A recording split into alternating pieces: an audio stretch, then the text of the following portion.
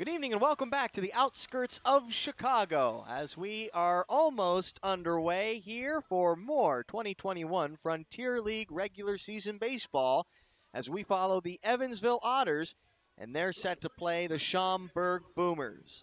My name is Ryan Brown, so pleased that you'll be joining me tonight on a beautiful Saturday night from Schaumburg as we are about to witness a rolling Otters team that has just won its sixth victory in a row a night ago. They enter with a record of 7-1, the best record in all the Frontier League, and they play a Schaumburg Boomers team that is now 3-5.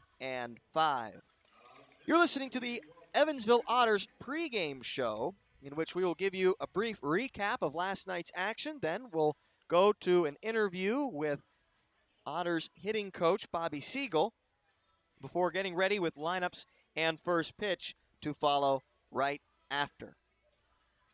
Once again, lineups and first pitch to be at 6 p.m. here from Schaumburg. Okay, well, let's go ahead and recap what happened last night. The Otters beat the Schaumburg Boomers by a score of 6-2, winning their sixth game in a row. The Boomers took an early lead in the bottom of the first inning when Quincy Niporti hit a two-out, two-run home run off Otters starter Polo Portela. Portela had struck out the first two batters he faced before the gopher ball, but settled right back down after the homer to strike out Angelo Gums for the final out, in effect striking out the side. Over his next two innings, Portela allowed only a one-out single before the Otters had a chance to bat in the top of the fourth. Elijah McNamee started a rally with a base hit to center field to lead off the inning. Then, veteran John Schultz slapped a bunt toward third for a base hit, putting runners at first and second. Bryce Denton lined a base hit off the glove of Boomers' third baseman, Luke Becker, to load the bases, before J.R. Davis hit a two-run single through the left side of the infield, tying the game at 2. Denton would eventually score the go-ahead run on a wild pitch, and an insurance run would score on a ground ball hit by Christopher Pujols through the left side, ruled an error. The Otters extended their lead on the top of the sixth on a two-run shot off the scoreboard from their catcher, Justin Felix. Portela would finish his night on the mound by pitching a scoreless sixth inning and overall allowed only 5 hits, striking out 8 and walking just one batter. Justin Lewis then came on to pitch 2 scoreless innings out of the bullpen, striking out 3, until he was relieved by Reed Bukowski, who rolled a double play ball to end things and pitch a 1-2-3 night. Bryce Denton, J.R. Davis, and Justin Felix all had multi-hit games, while thanks to the 2-run homer, Justin Felix had a multi-eye performance with 2, as did J.R. Davis. The Otters happen to be off to their hottest start in 13 years now with the 7-1 record. The last time the club opened their first 8 games with a record of 7-1 or better, the Otters went 9-0 before dropping their 10th matchup in 2008. So to beat that mark, they'd have to win their next 2. Tim Holdgrafer will be getting the start for the Otters. Tim Holdgrafer, who will play a doubleheader on Sunday to end a stretch of 6 games in 4 days. So Holdgrafer will be making the spot start, and for him, it is the first start of his professional career. He last pitched for the California Polytechnic State School, Cal Poly at Pomona. And one thing to keep in mind, as great a start as Polo Portela had last night, and it was phenomenal, the quality start, as we mentioned, allowing just 2 runs, striking out 8, and walking only 1. He settled right back down after that 2-run homer in the first. This Otters offense has averaged scoring 6 runs a game, over 6 runs a game, through their first 8 contests. And for the Frontier League, that is actually a league best mark of total runs scored, and they have not played as many games as some other teams. They have more hits than anybody else, as well as more RBIs. So when we spoke with Andy McCauley last night, he was quick to heap a lot of praise on his hitting coach, Bobby Siegel. So we thought it would be a good idea to sit down and talk with him and ask Bobby Siegel about the hot start that this Otters club has gotten off to, thanks in no small part to the bats. So when we return, we'll have an Evansville Otters pregame show interview with Otters hitting coach Bobby Siegel coming up right after this. You're listening to the Evansville Otters pregame show on the Otters Digital Network. CenterPoint Energy's newest generation of safe, efficient energy includes capturing and harnessing the natural power of pure sunshine. We are increasing solar in our balanced and reliable energy mix as we power our region with more clean, renewable energy. We're bringing a little piece of the sun to every home and business while reducing carbon emissions and helping create a cleaner environment. It's just a little something for your smart energy future. Getting to talk with Otters hitting coach Bobby Siegel. Bobby, the first question for you through 8 games of play and the hottest start that the Otters have had since 2008, actually. A big part of it, an offense that's averaging over 6 runs a game. It has scored more runs than anybody else in the league, more hits, more RBIs. And my question for you is, how much do you take into consideration this first week of play? What has impressed you? What do you feel like you've learned? Your thoughts on that? Yeah, no, I really like our lineup, 1 through 9. Usually, coming out of spring training, every now and then you'll say, hey, we're pretty good, 1 through 5 or 1 through 7, and, kind of tail off towards the bottom of the lineup. But I think 1 through 9, we've got a lot of really good hitters, guys that have good approaches, guys that come to the field and want to get their work in. We've had some guys also that, down in the cage have made some really good adjustments late spring training. We've had some suggestions for them as far as just kind of tightening up their swing and being able to cover more than just one part of the plate to try to become a little bit more versatile with their hitting style. But I really like our group of hitters. Something that was brought up yesterday when we got the chance to talk with your manager, Andy McCauley, was the fact that the Otters, because of rain, because of schedule changes, because of just about anything that Mother Nature could throw at you, were not able to take batting practice in over a week, really since the end of spring training.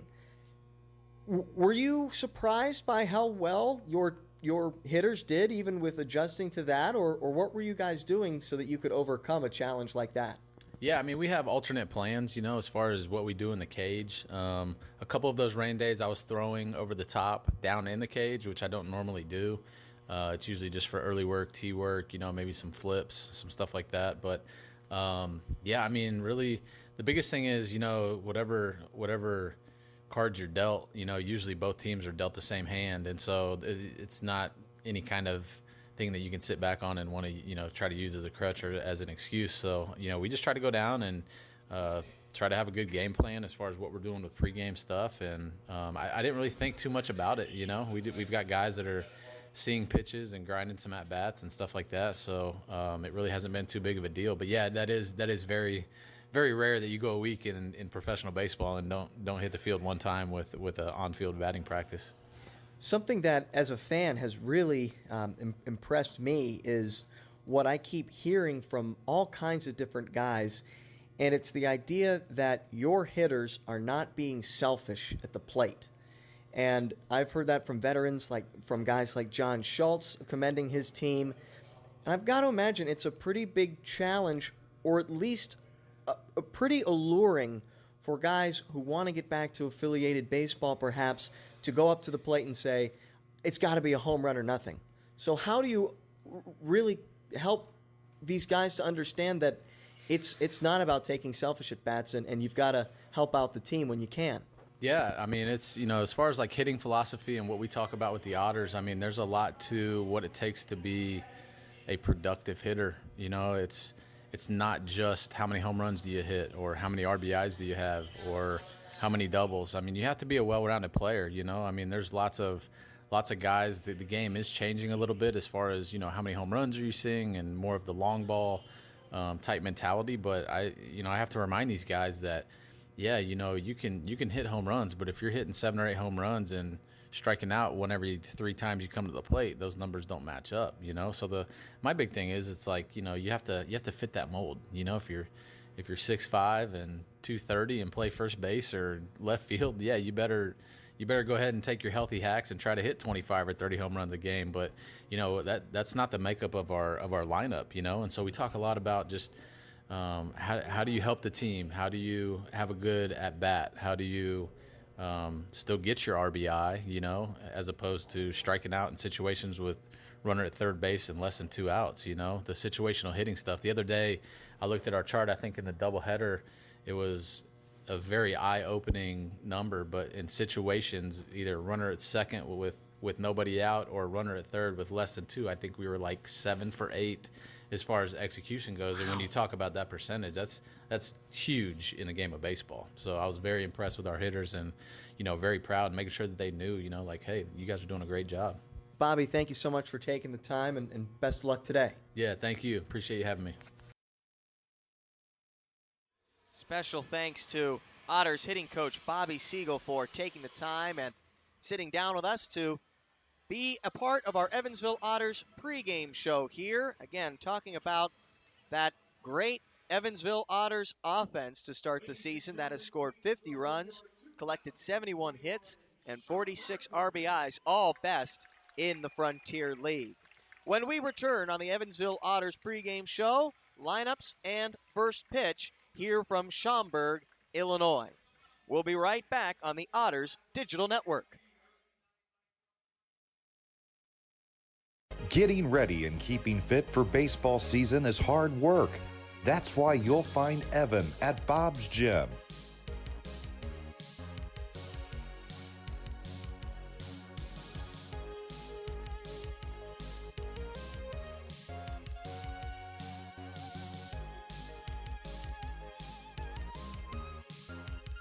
Getting fit, having fun, being an Otter. Be like Evan. Try a free 3-day pass at Bob's.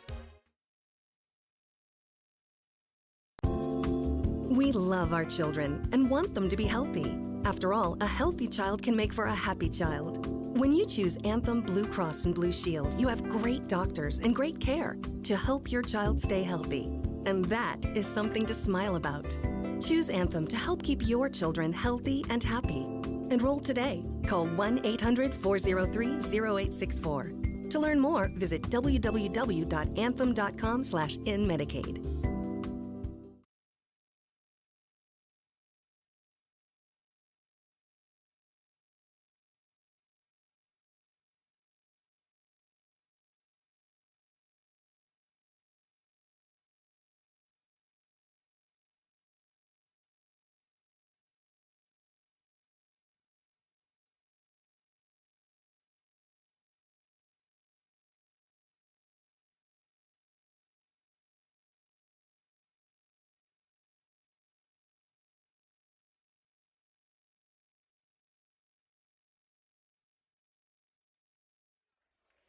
Good evening and welcome to the outskirts of Chicago, here at Wintrust Field in Schaumburg, Illinois, home of the Schaumburg Boomers.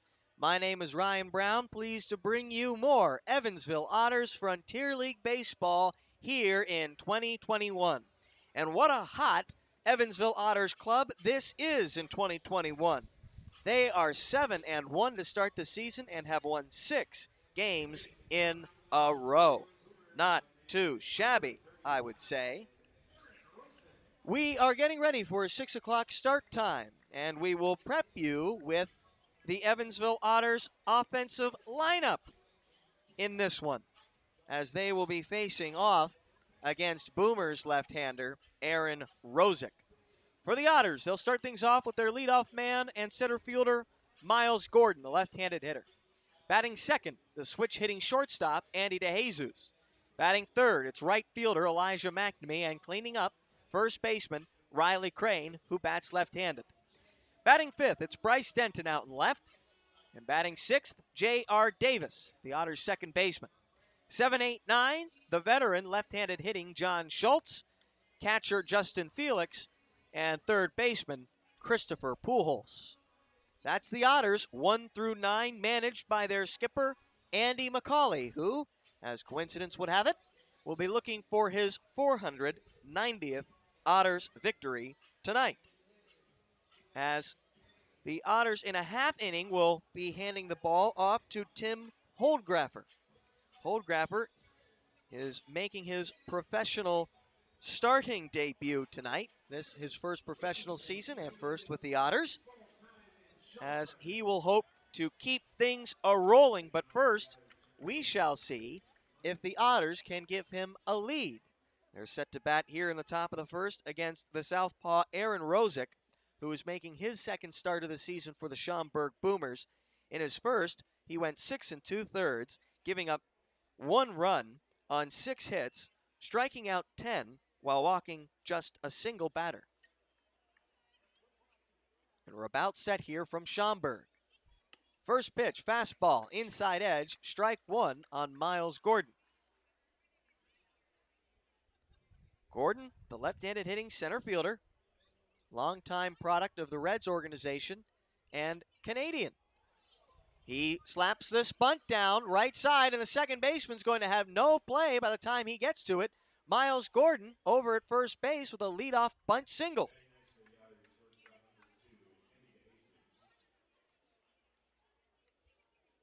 It brings up the shortstop, Andy DeJesus. Gordon, if you're curious, went 1 for 5 last night. So he is aboard here with a single. And here comes DeJesus, who is also 1 for 5. DeJesus batting from the right-handed batter's box against the southpaw. DeJesus enters play with a pretty good batting average. .367, of course, that's 11 hits through just 30 at-bats. But still, it's fun to report while you can. First pitch to DeJesus, fastball, upstairs, 1-0.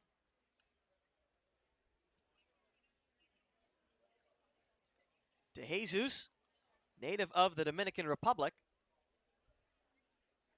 former Indiana State University Sycamore. 1-0. This is line foul, left field side, 1-1.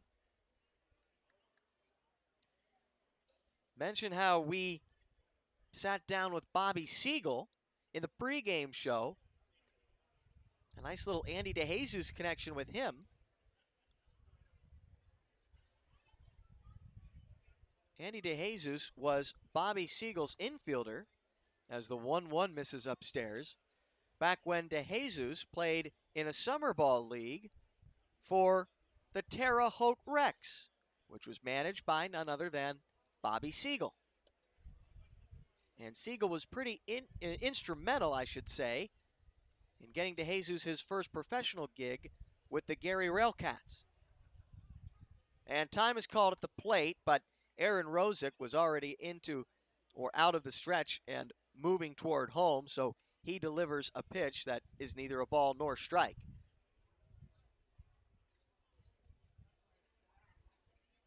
Rosick stands at 6'3", 230 pounds. He's 25 years old, and he returns to Schaumburg following the 2019 season. 2-1. Swing and a miss from Andy DeJesus. 2-2. The pitch was outside. DeJesus a little behind it, so we'll call it a fastball. Gordon off of first in the top of the first. Nobody out. Rosick versus DeJesus. 2-2 coming home. Swing and a miss from DeJesus. I think he got him with the change, coming in at 80 miles an hour. 1 down in the top of the first following the punch-out for Rosick, who struck out 10 in his first appearance while walking only 1. So you know he's got that strikeout pitch, and it's going to be a difficult task ahead of these Otters hitters. It brings up the right fielder, Elijah McNamee. McNamee was 1 for 4 with a run scored last night. And if you're curious, that run scored, well, it was the first tally the Otters were able to put forth as an 0-0 pitch is in there for a strike, 0-1. As McNamee got a 4-run fourth inning started with a leadoff single to center field. A little bit of a rally starter, this right fielder. Oh, and they've got Gordon picked off. a successful move to first. Gordon was off on the move. Now he's back trying to run away from first base towards second. They throw to a shortstop covering. He is going to try ahead for a slide, but is well short of the bag. Gordon picked off for the second out here in the top of the first. Rosick, the lefty, able to deke Gordon into a failed stolen base attempt.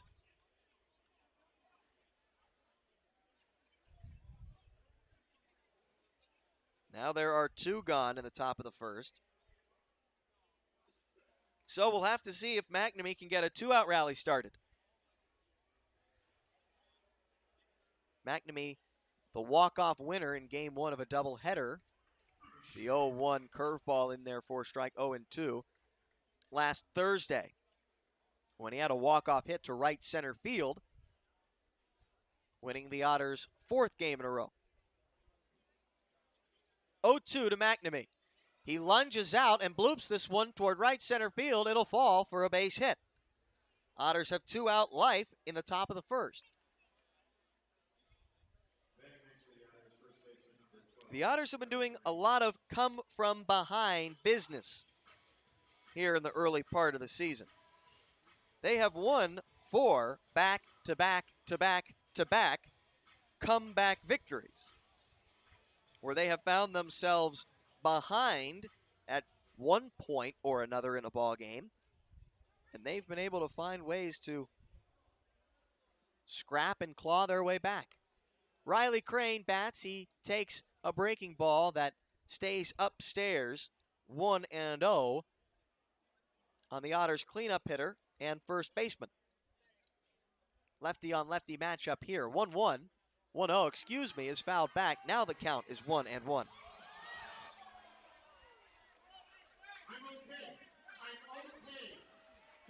And the foul back, as you might be able to hear, I think made its way toward the press box and into the Boomers press box here. That's a few rows down from us in the visiting radio booth. A few sections over. As a 1-1 pitch is a strike on Crane.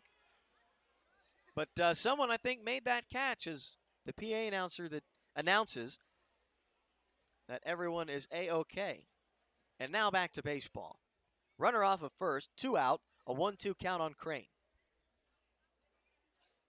2-strike pitch from Rosick, and another lunging. Will it? Yes, it's a base hit, as the diving shortstop is not able to stop this one from blooping its way into left.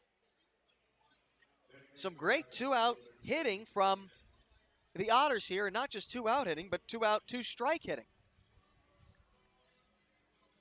In Crane's case, Rosick tried to get him to swing through an outside breaking ball, but what did he do but just toss that barrel out there, happy to go the other way, which is just what McNamee did. So the 2-strike approach, preached by hitting coach Bobby Siegel that we heard about in the pregame show, it's kept this inning alive. Let's see what Bryce Denton can do. With runners at first and second and 2 out. First pitch to him misses outside, 1-0. Denton last night, he went 2 for 4 with a run scored. He had a hit that loaded the bases in the top of the fourth. 1-0 from Rosick. Swing and a miss. Change up or breaking ball. Now 1-1 on the Otters left fielder.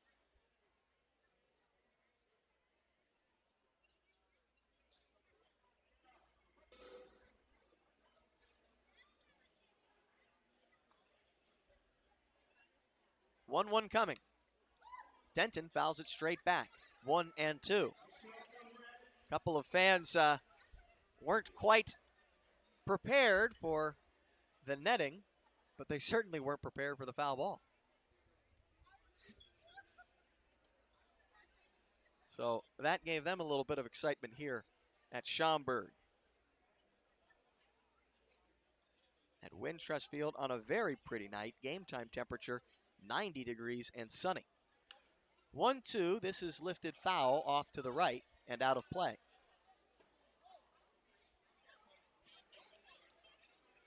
Dimensions here at Wintrust Field, 353 feet down the lines. You may be wondering why such a unique number to choose for the distance of your foul poles. Well, the dimensions here at Wintrust Field, identical to Wrigley. Go figure. 1-2. The off-speed pitch is in the dirt and gets away from the catcher Nick Otto for a brief moment, but there will be no advance as he recovers quickly. Defensive alignment for these Boomers here in the top of the first inning. Chase Dawson's in left, Brent Milazzo in center, Clint Hardy in right. Around the horn, it's Luke Becker, Matt McGarry, Alec Craig, and Quincy Nieporti, and catching former All-Star, 2019 All-Star, Nick Otto. 2 on, 2 out, and a 2-2 count. Rozek versus Denton. The 2-2. This is flied out toward shallow left center field. Left fielder calling off the shortstop. It's Dawson to make the catch, and the 2-out threat from the Otters goes by the wayside. We've played a half inning here. Otters nothing. Boomers coming to bat. You're listening to the Otters Digital Network. We love our children and want them to be healthy. After all, a healthy child can make for a happy child. When you choose Anthem Blue Cross and Blue Shield, you have great doctors and great care to help your child stay healthy. And that is something to smile about. Choose Anthem to help keep your children healthy and happy. Enroll today. Call 1-800-403-0864. To learn more, visit www.anthem.com/inmedicaid. Before you danced the first dance. Before you walked down the aisle. Before the tables were set with care. Before you penned a single invitation. Before the day that went beyond your wildest expectations. There was the little green box from Brinker's Jewelers for befores and happily ever afters.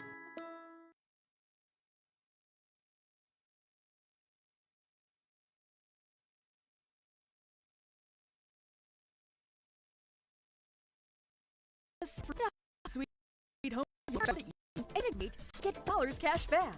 That's right. Get a great low rate on your mortgage loan and get $500 cash back. Apply at Heritage Federal Credit Union, where the mortgage loans are sweet and the service can't be beat. Get your $500 cash back today at your local HFCU branch or apply online at hfcu.info/mortgages. Bottom of the first inning from Schaumburg, Illinois. 0-0 our score. Ryan Brown with you in the broadcast booth as we prepare to watch Tim Holdgrafer in his professional starting debut.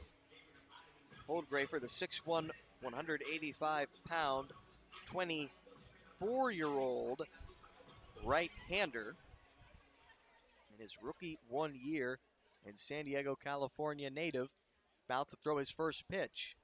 It is 90 miles an hour on the gun and missing just low from Tim Holdgrafer. 1-0 on its way. Another, well, this time it's a changeup, but it's pulled foul. 1-1. For the Boomers, their lineup looks like this. It's Alec Craig, the left-handed hitter, batting now, followed by Matt McGarry and Chase Dawson, another lefty. 1-2-3. 1-1 from Holdgrafer. It's in there for a strike. 1-2. Went with an off-speed delivery there. Then 4-5-6, it's Quincy Nieporti, Angelo Gums, and the switch-hitting Luke Becker. 1-2 from Holdgrafer. Breaking ball, called strike 3. It freezes Craig, who only mustered a half swing, and Holdgrafer has his first punch-out of the evening. 1 out in the bottom of the first. Well, rounding out this lineup, it's then the catcher Nick Otto, a left-handed hitter, Clint Hardy, the right fielder, and then center fielder Brent Milazzo. who is the 4th left-handed batter and 5th to swing it in the left-handed batter's box against Holdgraffer. Matt McGarry batting now. First pitch fastball, fouled at the plate.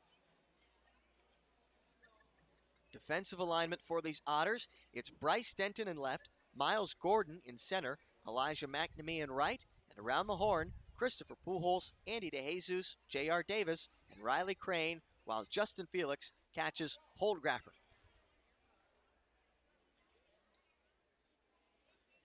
The wind in the 0-1. This fastball misses low, 1-1.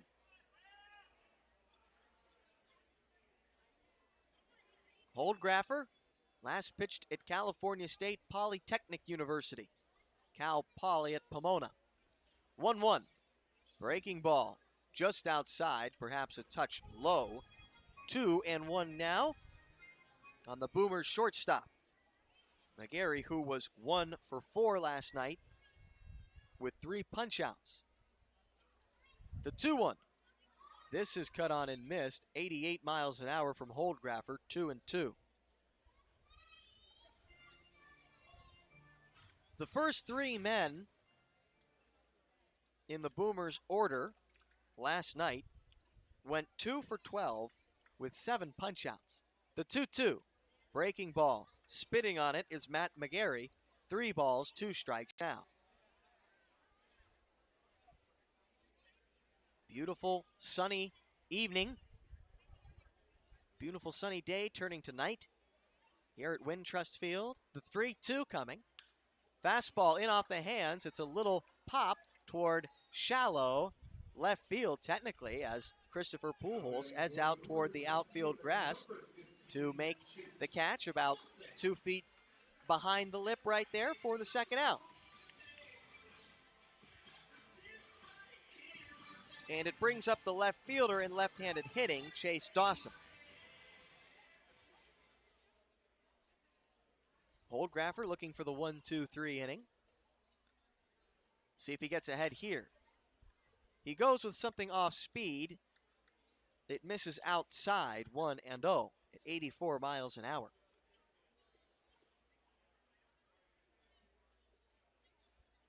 1-0 coming to the plate. A big swing and a miss there as Holdgraffer went with another off-speed pitch, and this time gets Dawson to offer at it. He was well ahead of that one. The wind in the 1-1. This one also misses outside. 2-1. Dawson entering play. 6 hits and 20 at-bats. 2-1, breaking ball misses outside.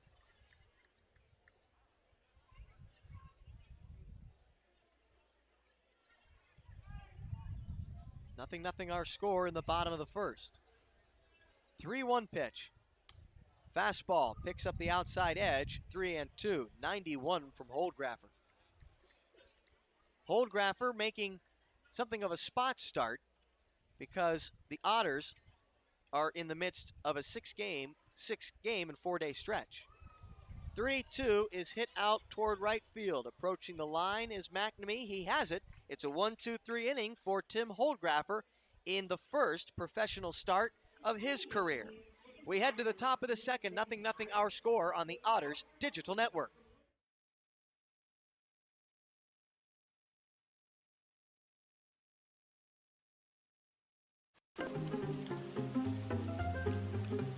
Cheer up, Evan. This rain will be out soon. You should download the 14 First Alert app and see for yourself.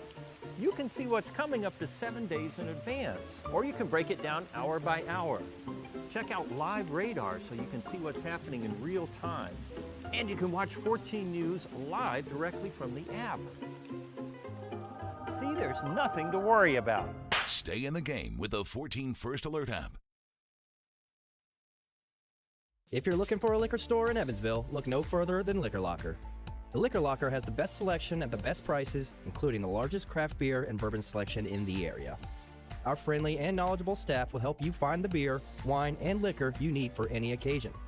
And check out the fine selection of cigars at all Liquor Locker stores. Liquor Locker is now open Sundays 12 to 8 p.m. and offers citywide delivery. Visit one of our 10 conveniently located stores in the Evansville area today. There is always something for everyone at the Liquor Locker. CenterPoint Energy's newest generation of safe, efficient energy includes capturing and harnessing the natural power of pure sunshine. We are increasing solar in our balanced and reliable energy mix as we power our region with more clean, renewable energy. We're bringing a little piece of the sun to every home and business while reducing carbon emissions and helping create a cleaner environment. It's just a little something for your smart energy future.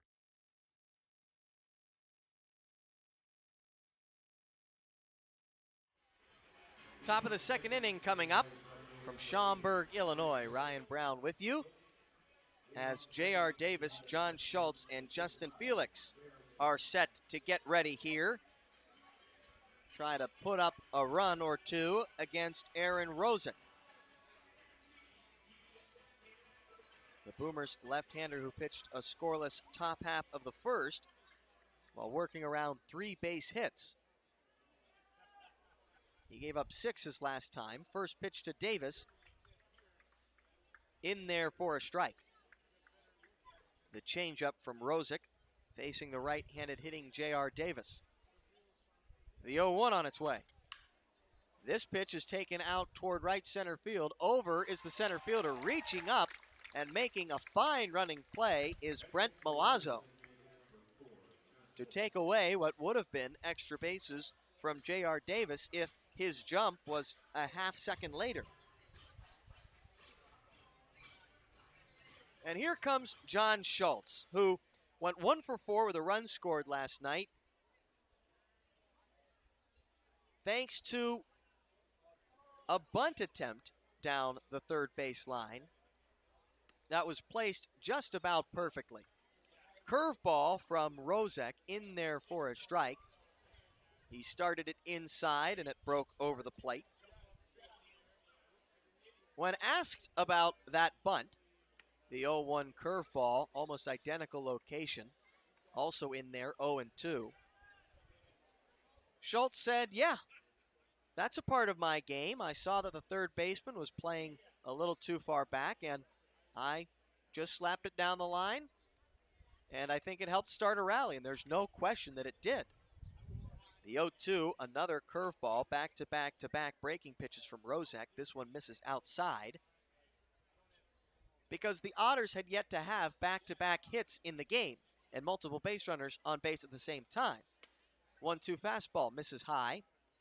And wouldn't you know it, the first time they were able to get a little traffic on the base paths against last night's starter, Orlando Rodriguez, they scored 4 runs and took a 4-2 lead. Thanks to the veteranmanship of John Schultz. A 2-2 breaking ball, the 4th that Schultz has seen. This one he's able to foul back and stay alive. Count remains 2 balls and 2 strikes on the Otters' designated hitter.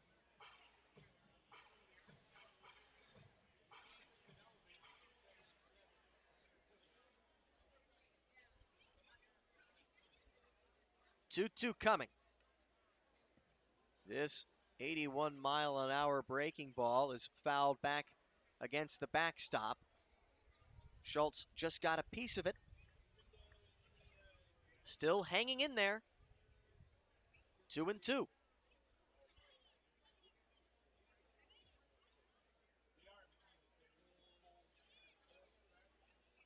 The wind from Rosick. The 2-2. Another breaking ball. This one chopped out towards second. Back with it is Alec Craig, and he throws on to Quincy Nieporti at first for the second out. And it brings up one of last night's heroes, Justin Felix.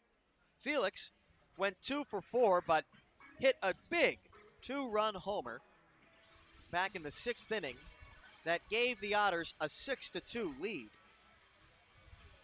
He got it up in the jet stream, and it hit off the big scoreboard here at Wintrust Field. Out in left center.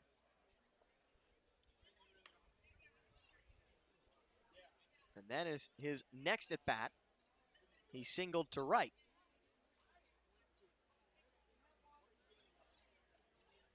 The first pitch missed outside to Felix. It was a first pitch change.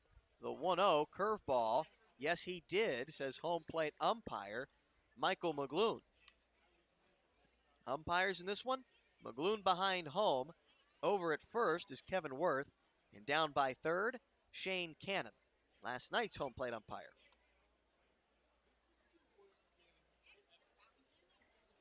One ball, one strike count on Felix. The pitch, swung on and missed. The off speed has Felix out in front. Now 1-2. As Rozek is ahead in the count. 1 ball, 2 strike count with 2 out. Breaking ball misses in the dirt. Tries to backdoor it. Felix does not offer. Count even at 2 balls and 2 strikes. Otters looking to avoid a 1-2-3 top of the second. The 2-2 in there. Fastball at 89 for strike 3 on the inside part of the plate, and Felix doesn't like it. We head to the bottom of the second, 0-0 our score. You're listening to the Otters Digital Network. Looking to buy a new home? We've got a sweet deal for you. Get a home sweet home mortgage loan from Heritage Federal Credit Union and get a great low rate, plus get $500 cash back. That's right. Get a great low rate on your mortgage loan and get $500 cash back. Apply at Heritage Federal Credit Union, where the mortgage loans are sweet and the service can't be beat. Get your $500 cash back today at your local HFCU branch or apply online at hfcu.info/mortgages. Cheer up, Evan. This rain will be out soon. You should download the 14 First Alert app and see for yourself. You can see what's coming up to 7 days in advance, or you can break it down hour by hour. Check out live radar so you can see what's happening in real time. And you can watch 14 News live directly from the app. See, there's nothing to worry about. Stay in the game with the 14 First Alert app. If you're looking for a liquor store in Evansville, look no further than Liquor Locker. The Liquor Locker has the best selection at the best prices, including the largest craft beer and bourbon selection in the area. Our friendly and knowledgeable staff will help you find the beer, wine, and liquor you need for any occasion. And check out the fine selection of cigars at all Liquor Locker stores. Liquor Locker is now open Sundays 12 to 8 p.m. and offers citywide delivery. Visit one of our 10 conveniently located stores in the Evansville area today. There is always something for everyone at the Liquor Locker.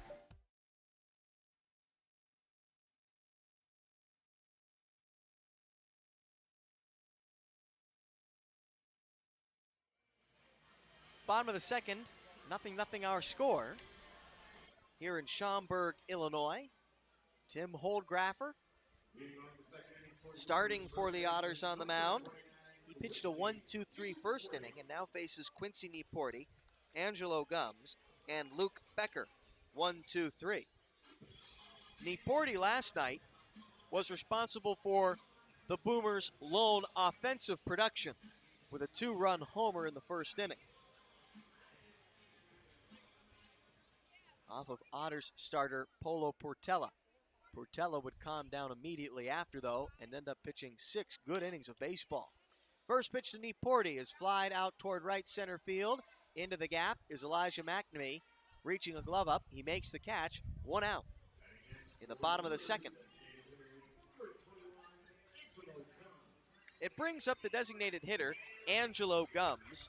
Gums comes in having 9 hits in 34 at-bats, but perhaps more importantly, or of more interest, with an 8-game hitting streak to start the season. He went 1 for 4 last night and was a strikeout victim. Portela punched out 8. Otters pitching all told struck out 11.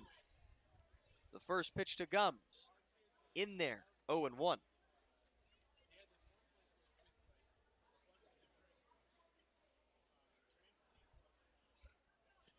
The The one strike pitch is a curveball. It misses low, perhaps inside.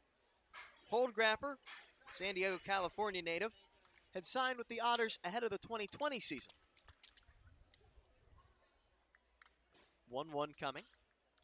This pitch, change up, pulled out towards short to Jesus, double pump, on to first, 2 gone. Solid defensive play by the Otters shortstop. Holdgraffer mentioned that he last pitched at Cal Poly at Pomona, pitching for the Broncos. In his 2019 season, Holdgraffer went 10-4 with a .439 earned run average, striking out 86 batters in 96 1/3 inning.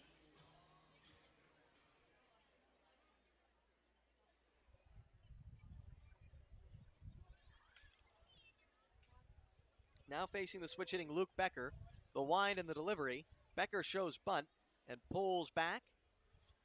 Pitch misses outside, says home plate umpire Michael McGloon, as it bounces out of the catcher Felix's glove a few feet in front of home. So Felix pops out of the crouch, picks it up, and tosses it back to his pitcher. The 1-0 coming. 1-0 is swung on and missed. Looked like a breaking ball, the curve from Holdgraffer.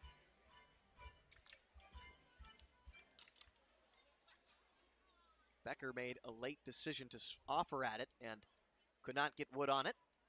1-1 coming. Another breaking ball, but this just kind of floats out of the hand and stays outside. 2-1. Holdgraffer making his second appearance of the 2021 season, as the 2-1 is on its way. Fastball is taken out toward right center field. Strong gust of wind is going to take this one out of here. You get it up into the Gulf Stream here, into that jet stream, that wind is going to take it right out. And that's what happens here as Luke Becker manages a 2-out solo shot off of Tim Holdgraffer, and the Boomers have a 1-0 lead in the bottom of the second.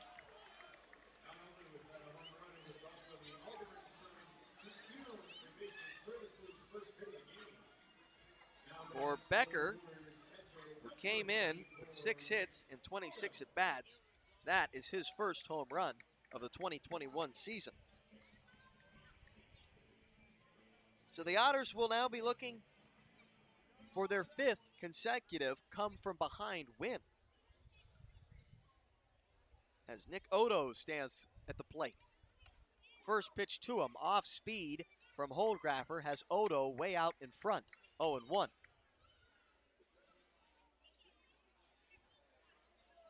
Holdgraffer in his first appearance went 2 2/3 innings, allowing 2 runs on 3 hits while striking out 3 and walking 1. Another breaking ball, another swing and a miss from the Boomers backstop, Nick Odo.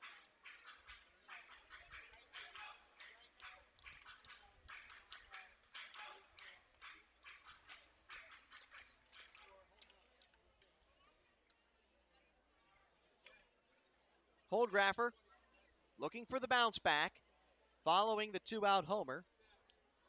He's ahead in the count, 0-2.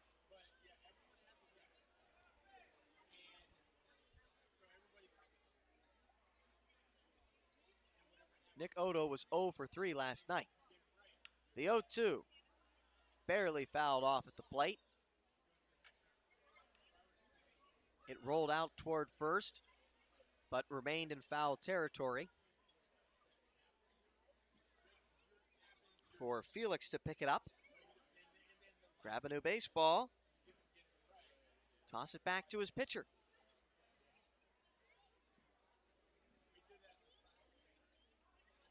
Another 2-strike pitch. Another foul ball. 0-2. Good chance Holdgraffer went with the changeup there.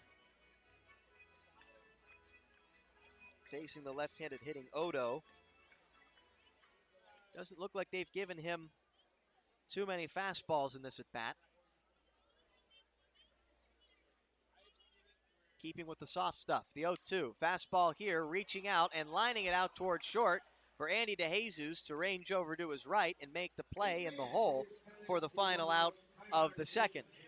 A solo shot with 2 out for Luke Becker puts the Boomers on the board. They lead it 1-0 as we head to the top of the third. You're listening to the Otters Digital Network.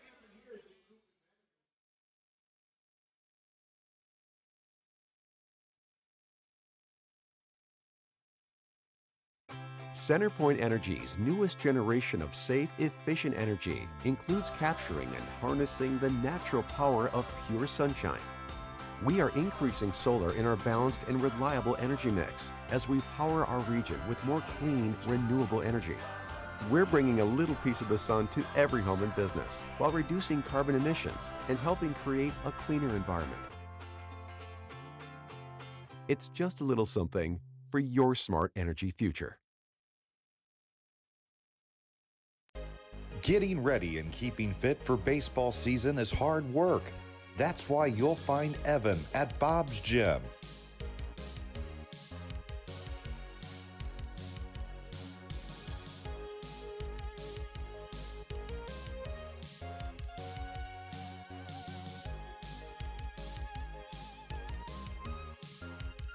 Getting fit, having fun, being an Otter. Be like Evan. Try a free 3-day pass at Bob's. We love our children and want them to be healthy. After all, a healthy child can make for a happy child. When you choose Anthem Blue Cross and Blue Shield, you have great doctors and great care to help your child stay healthy. And that is something to smile about. Choose Anthem to help keep your children healthy and happy. Enroll today. Call 1-800-403-0864. To learn more, visit www.anthem.com/inmedicaid.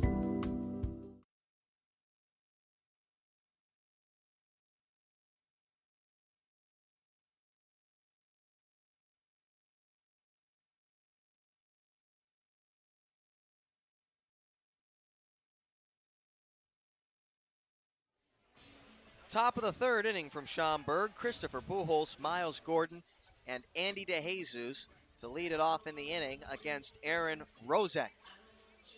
Ryan Brown with you on a pretty night for baseball. Sun not having yet set here in the early part of June.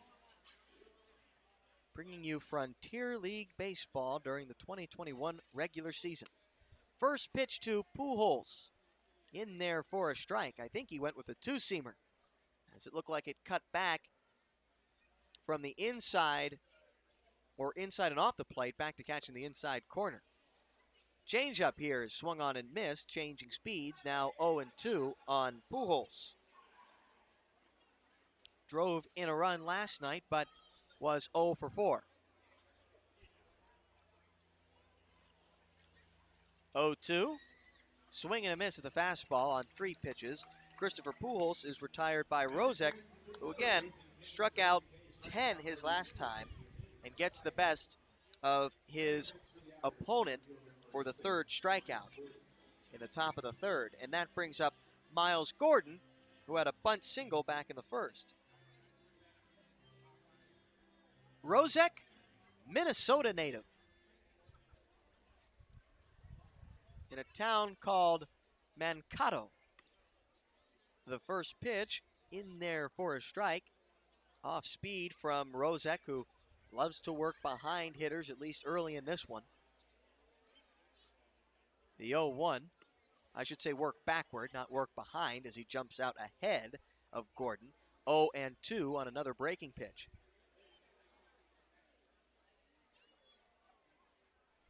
Rozek ahead 0-2. And a swing and a foul tip into the catcher's glove of Odo. First came the foul call from McGloon, and then upon presentation by Odo, the strikeout of Gordon. I believe it was another breaking ball from Rozek, which is his third consecutive punch-out now, going back to the second inning. As Andy DeJesus bats with 2 out. in the top of the third. First pitch, fastball, floats up and away.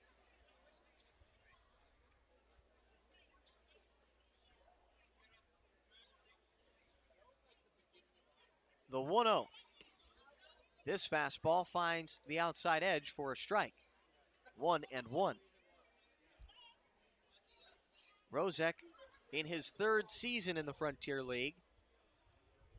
Pitched for Schaumburg last year and the Southern Illinois Miners in 2018. Another fastball from Rozek, and it misses upstairs, 2-1. Last season, Rozek went 7-5 with the Boomers, had a .360 earned run average, and logged over 120 innings of work in 20 starts. 2-1. Swung on and missed by DeJesus, 2-2. Another fastball up and out of the strike zone. DeJesus offers.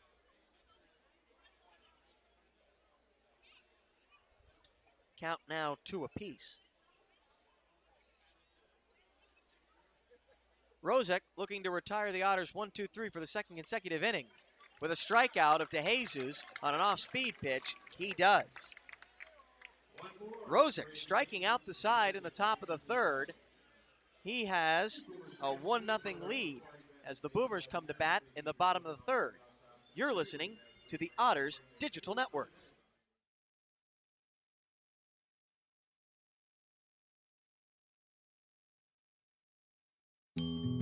Before you danced the first dance. Before you walked down the aisle. Before the tables were set with care. Before you penned a single invitation.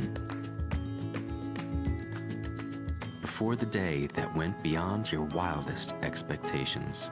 There was the little green box from Brinker's Jewelers for befores and happily ever afters.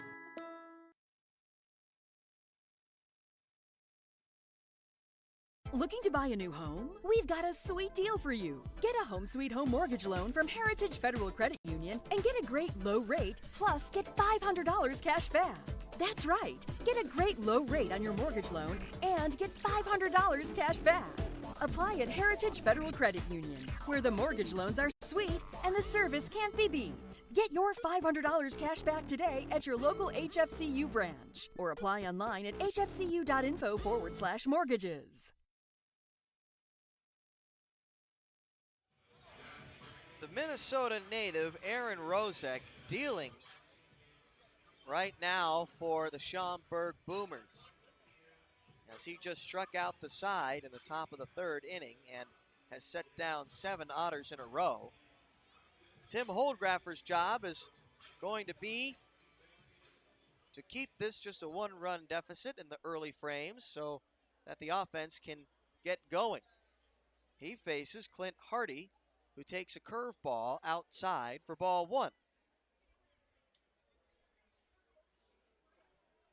Little Minnesota connection to tell you about between these two starters, as the 1-0 is cut on and missed, 1-1. Believe it or not, Aaron Rozek, though a Minnesota native, might have crossed paths at some point with Tim Holdgraffer in the northern state, as the 1-1 is grounded to third. Pujols has no problem as he gloves it and throws on to first for the first out of the bottom of the third. Because Holdgraffer spent a number of summers, goodness gracious, in that state, playing in the Northwoods League, Summer Collegiate League.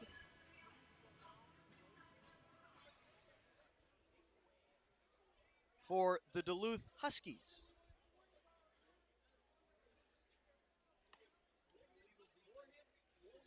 First pitch to the center fielder, Brent Milazzo. Fastball in for a strike, 0-1. So who knows? Maybe Rozek, as the 0-1, is lined into center field for a 1-out single off the bat of Brent Milazzo, who just notched his first hit of the 2021 season. He had been 0 for 6 entering play. He's now aboard at first with 1 out. Perhaps Tim Holdgraffer ran into or crossed paths with Aaron Rosick. Maybe Rosick took in a summer league game. Don't know how far. We'll have to look and see how far Duluth is from Aaron Rosick's hometown of Mankato.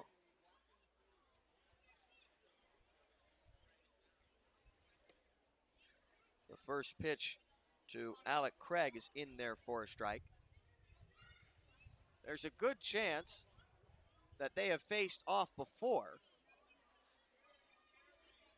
If we have our years line up correctly. No, just not quite. As the 0-1 is cut on and missed. 84-mile-an-hour breaking ball from Holdgraffer has Alec Craig in the hole.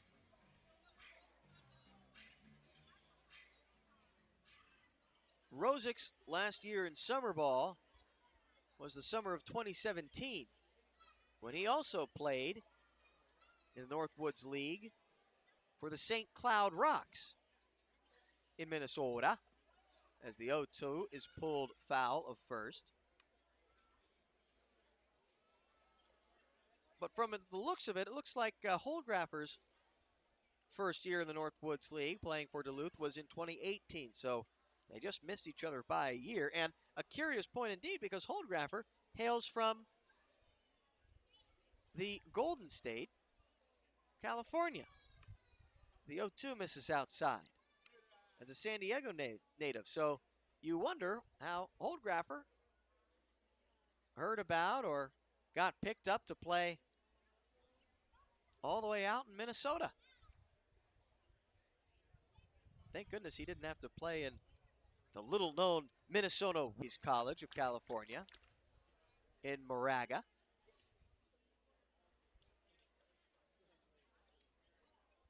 St. Mary's has had a couple of recent big leaguers as the 1-2 change is swung on and missed. Set down on strikes for the second time is Alec Craig. His offensive woes continue from game 1. He was 0 for 4 with 3 strikeouts, and he kicks things off in game 2 of this 4-game set with a couple of punch-outs. And now, stepping to the plate is the right-handed hitting Matt McGarry. So from St. Mary's College of California, the most recent big leaguers, there are 2 who have played this year. You may know the name of Corbin Burns. He, relief pitcher for the Milwaukee Brewers. Throw over to first, runner back safely. He has been in the league since 2018. Patrick Wisdom has played in 54 games. As the first pitch to McGarry misses inside. Wisdom having made his debut in the big leagues for the St. Louis Cardinals, playing most recently in 2021 for the Chicago Cubs. The 1-0 coming. That also misses in. Curveball not able to catch a part of the plate. You may remember the reliever Kyle Barraclaw. He also went to St. Mary's of California. As the 2-0 is cut on and missed,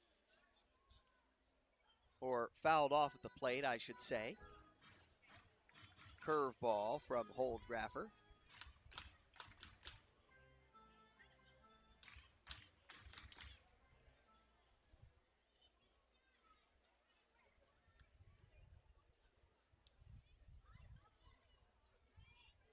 The 2-1 coming. This is pulled out toward left field. It's going to fall in fair territory down the line.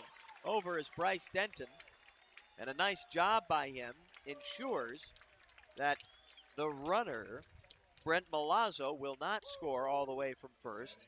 He won't even get to turn around the third base bag. It's a 2-out double for Matt McGarry, and it puts runners at second and third with 2 out. So Holdgraffer still has a chance to keep this inning scoreless. Boomers have a 1-0 lead in the bottom of the third with 2 out.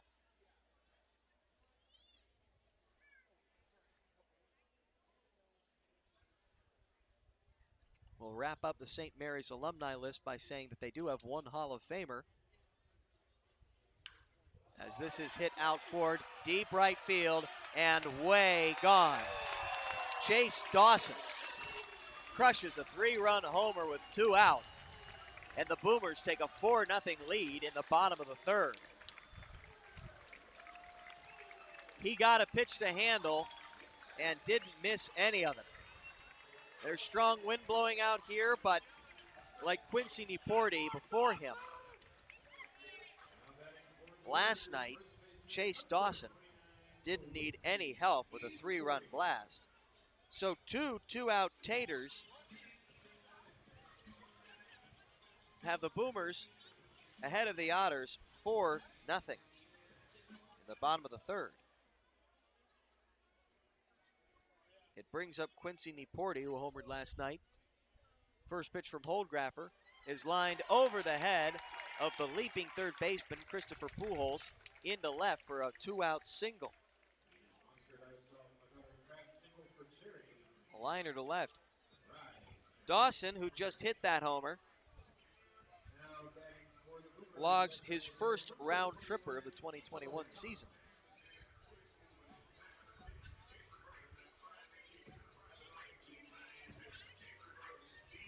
Well, anyway, that last alumni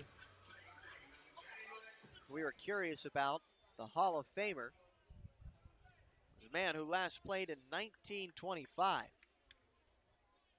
Harry Hooper was his name.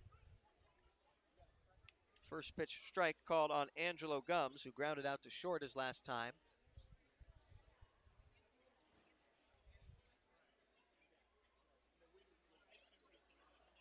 Hooper ended his career with the Chicago White Sox as an 0-1 pitch is blooped into fair territory right down the right field line, just fought off his hands, and Gums has extended his hitting streak to begin the season to 9 games and put runners at the corners with 2 out in the bottom of the third.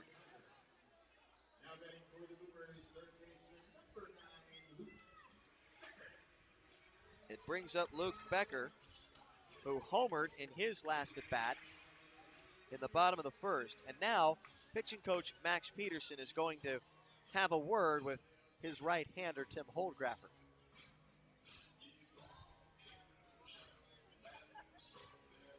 So Hooper was inducted into the Hall of Fame committee back in 1971. Inducted into the Hall of Fame back in 1971 by the Veterans Committee. Played a total of 5 seasons with the Chicago White Sox and 12 with the Boston Red Sox. So he switched over from red to white stockings.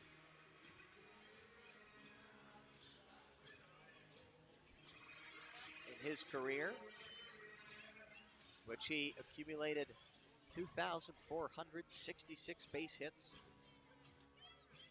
a batting average of just .281. Overall, nothing particularly stand out about his career, and I think if you followed Hall of Fame politics over the last 5 years, you know that the Veterans Committee has been wont over the years, and to prove it to you that it dates back to 1971. Go ahead and look at Harry Hooper.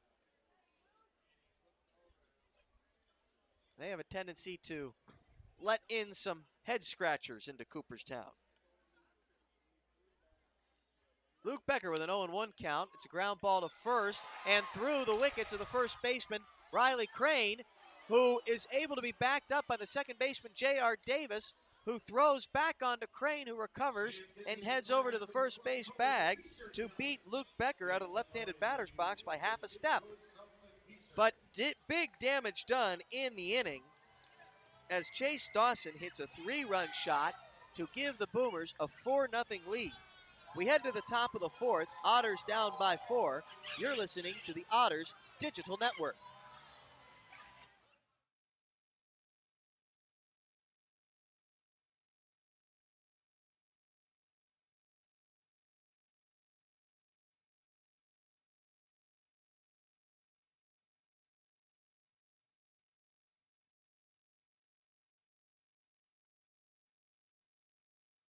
CenterPoint Energy's newest generation of safe, efficient energy includes capturing and harnessing the natural power of pure sunshine.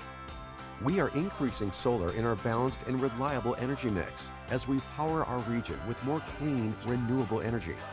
We're bringing a little piece of the sun to every home and business while reducing carbon emissions and helping create a cleaner environment. It's just a little something for your smart energy future.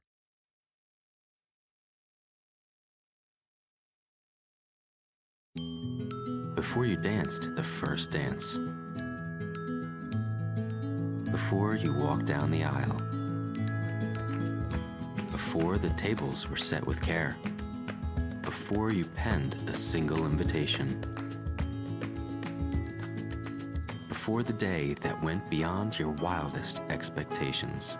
There was the little green box from Brinker's Jewelers for befores and happily ever afters.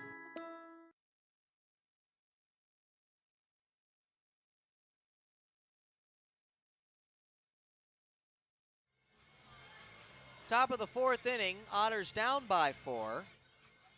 Facing Aaron Rozek, who's looked really good on the mound through his first 3 innings. We'll see if Elijah McNamee, Riley Crane, and Bryce Denton can spark a rally.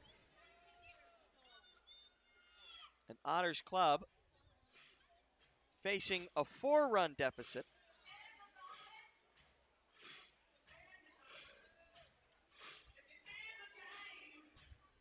Early in this one, they have had a comeback win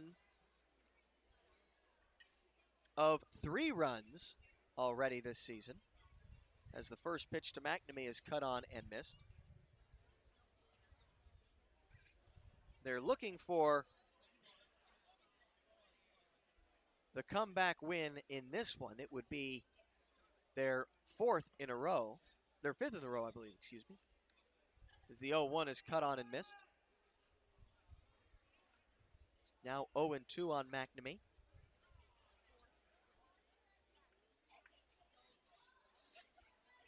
The largest deficit that they have overcome to this point, mentioning it was 3 runs, as the 0-2 fastball misses outside.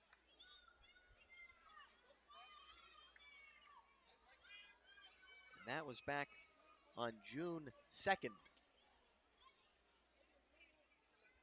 when they were playing the Lake Erie Crushers in game 1 of a 3-game set. Reaching out and poking this out toward right. Wow, shallow right field, and well, we'll explain to you what happened here.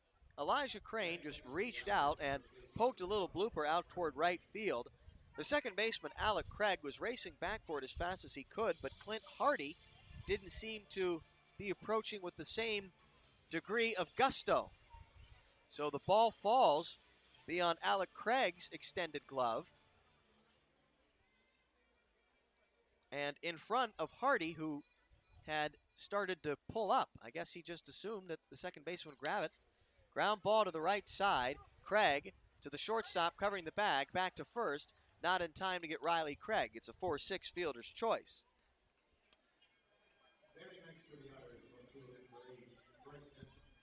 Well, for McNamee, that was his second hit. He's since been erased on the fielder's choice. And it brings up Bryce Denton, who flew out to left his last time. Wind now blowing out toward left. It's been pretty consistently gusting toward the outfield these last 2 days. We'll see if Denton can get something up into that jet stream and cut the Boomers' lead in half. The first pitch, he pulls this, foul of third, 0-1. The breaking ball from Rozek, who just allowed his first hit since the first inning. Otters were able to log 3 hits in the first, but no runs. The 0-1 hit well out toward left field. Coming on, the left fielder, Chase Dawson, who dives forward and makes a spectacular grab. Coming on and toward left center field was Dawson, who leapt forward and caught the ball midair right before he had to make a belly flop onto the outfield grass. 2 gone.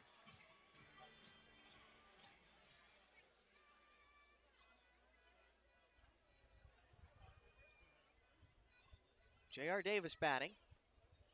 First pitch to him, a curveball. Otters facing their 3rd southpaw starter of the season. The first was David Gauthier against Équipe Québec, as the 1-1 is fouled off to the right. The 1-0, excuse me. The second was former big leaguer and knuckleballer Ryan Fearabend in game 1 of a doubleheader Thursday night.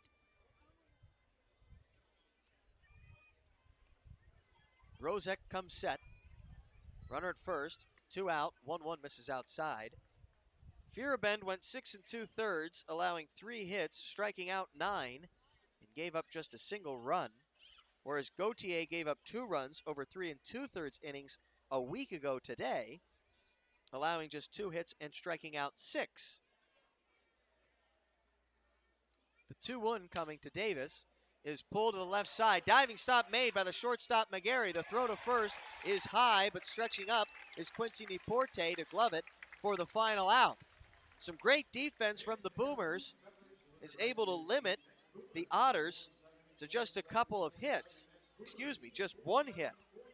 They rob a couple of base hits and cut short what might have been the Otters' first chance to score a run.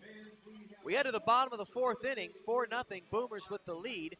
You're listening to the Otters Digital Network.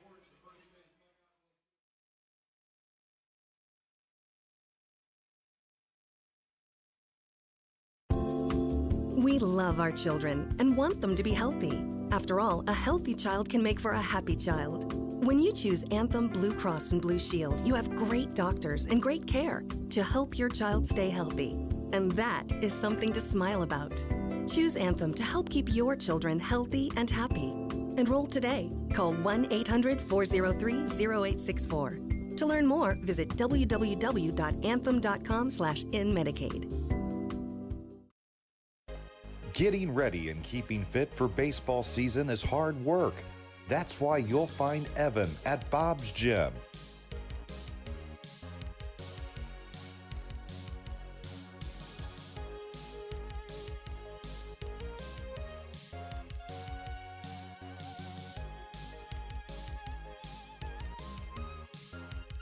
Getting fit, having fun, being an Otter. Be like Evan. Try a free 3-day pass at Bob's.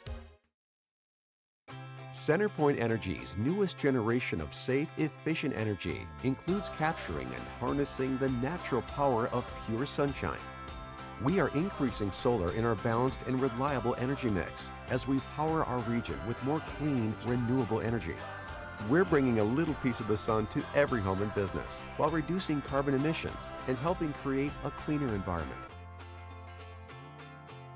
It's just a little something for your smart energy future. Tim Holgraffer looking for a bounce-back inning in the bottom of the 4th. Nick Odo, Clint Hardy, Brent Milazzo, 7, 8, 9. Boomers up 4-0 from Wintrust Field. First pitch, changeup from Holgraffer, swung on and missed. 0-1. Boomers able to score 3 in the bottom of the 3rd on a 3-run dinger by Chase Dawson, their left fielder and number 3 hitter. 0-1. Another off-speed pitch, this time a breaking ball, cut on and missed. 0-2. As it was approaching the back foot of catcher Nick Odo. He's in the hole, 0-2.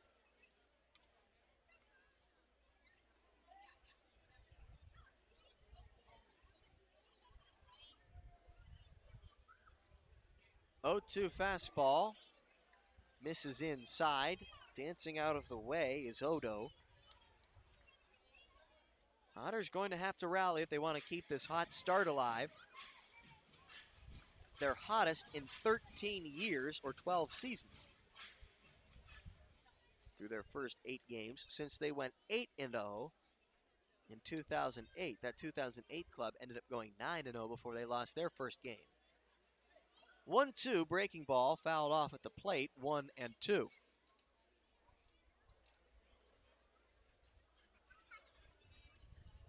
Odo lined out to shortstop Andy DeJesus his last time.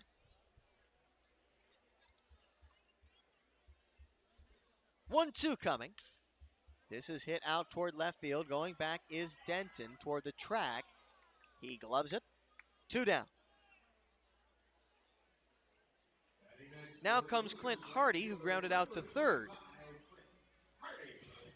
To begin a third inning,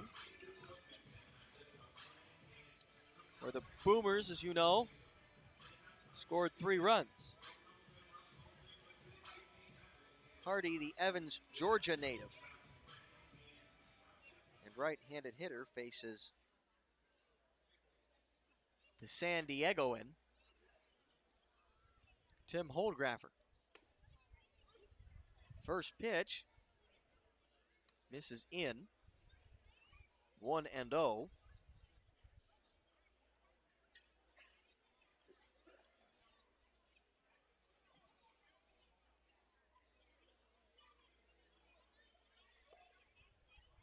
Fastball from Holdgraffer at 88.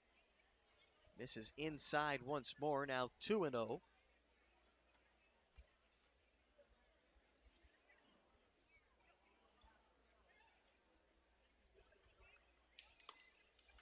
A 2-0 curveball misses inside. They're trying to pound Hardy inside, and they can't quite find the strike zone. Holdgraffer's fallen behind, 3-0. Pitch on its way. They go with the breaking ball again.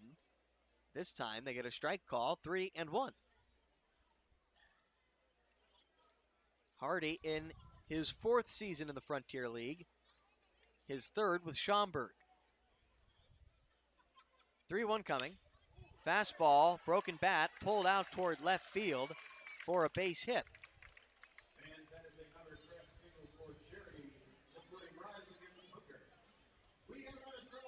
Hardy is aboard over at first with 1 out in the bottom of the 4th. Boomers with a 4-0 lead.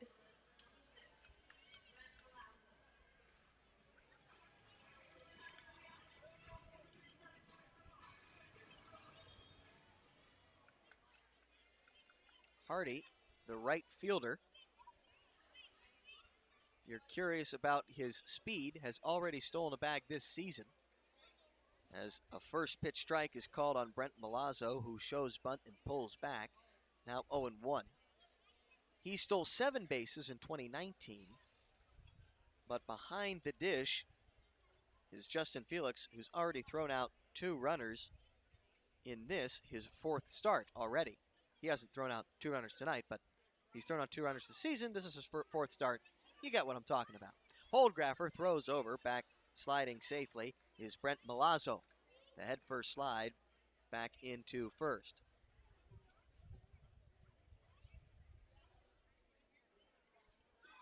Another throw over. Otters worried about the potential steal as well. And up as soon as Riley Crane throws the ball back to Holdgraffer. And a couple of shuffles off of first is the runner Clint Hardy. 0-1 coming, runner going. Well, though he breaks it down immediately after as Brent Milazzo fouls it off, 0-2.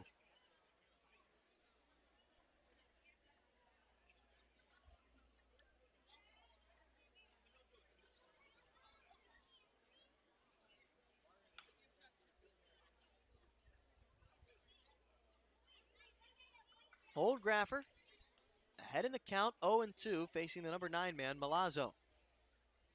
Pitch misses up and away, 87 miles an hour on the gun.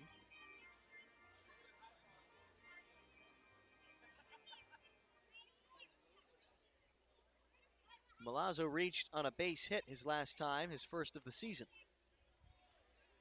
1 out and a runner at first. 1-2 coming. Another fastball. Another ball misses low, 2-2.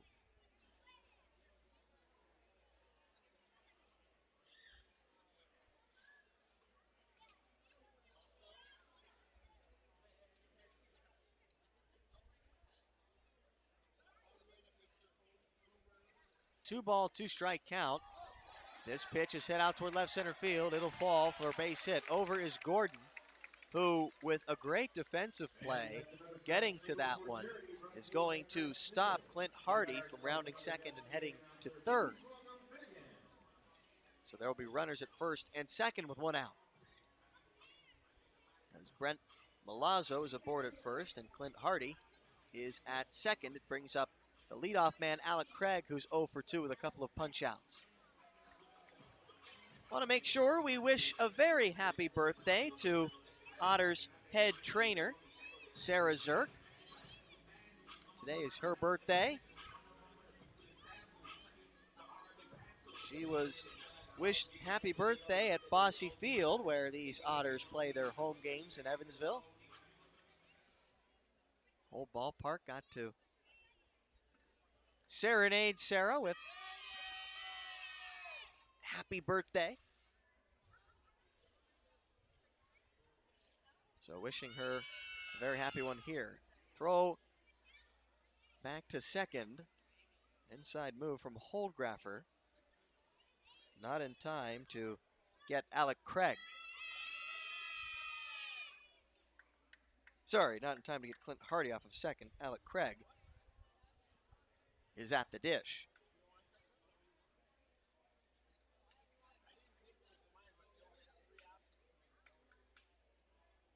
First pitch to Craig. 85-mile-an-hour pitch there is fouled back, 0-1.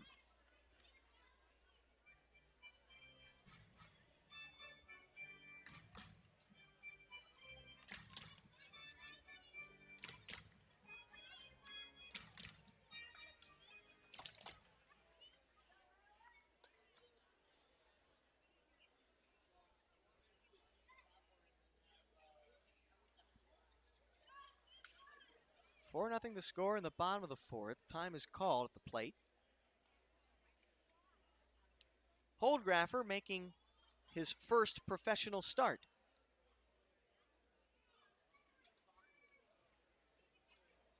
The former Cal Poly Pomona Bronco. The 0-1. Fastball and fouled off at the plate.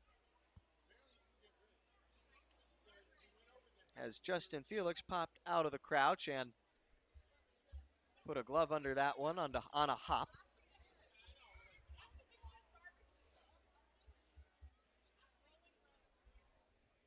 Around the dirt circle. Middle infielders at double play depth. Christopher Pujols is playing a few steps off the bag. About even with it. Now he takes a couple of steps back. The 0-2 misses low. Breaking ball from Holdgraffer, 1-2.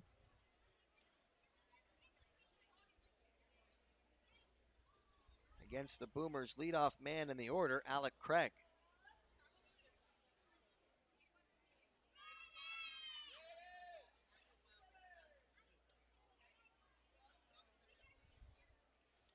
The 1-2 fastball, called third strike on the outside edge.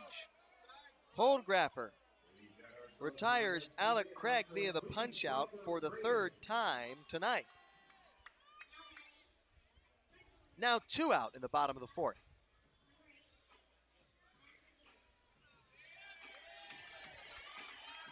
It brings up Matt McGarry, who doubled with 2 out in the bottom of the third which brought Chase Dawson, who's now in the on-deck circle, to the plate, where he hit a 3-run homer. That gave these Boomers the 4-0 lead that they still possess. 2 out here in the bottom of the 4th. Holdgraffer facing McGarry. First pitch curveball, foul at the plate. 0-1.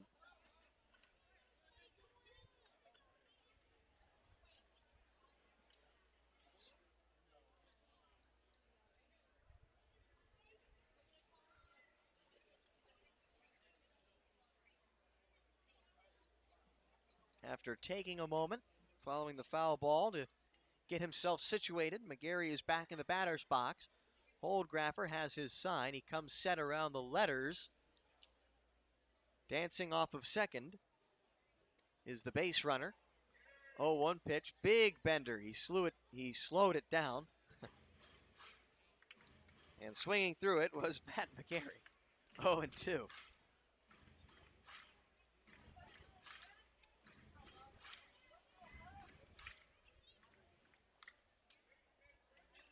Tim Holdgraffer throwing a slew of breaking balls.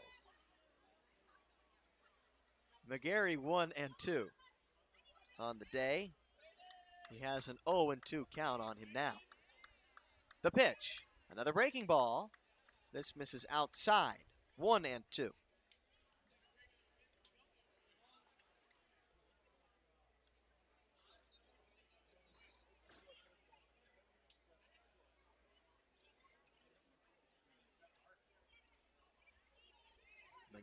McGarry, a fellow San Diego native, just like Tim Holdgraffer.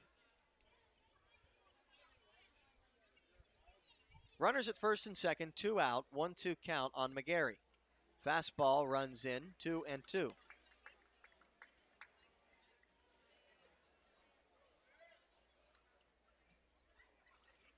McGarry played baseball last season, one of those startup leagues. Specifically, the startup league down in Joliet, about an hour south of Chicago. 2-2, curveball, swing and a miss. Holdgraffer leaves a couple on here in the bottom of the 4th and keeps this a 4-run game. We head to the top of the 5th inning, 4-0 our score, as the Otters are going to try to rally back in this one. No time like the present. You're listening to the Otters Digital Network.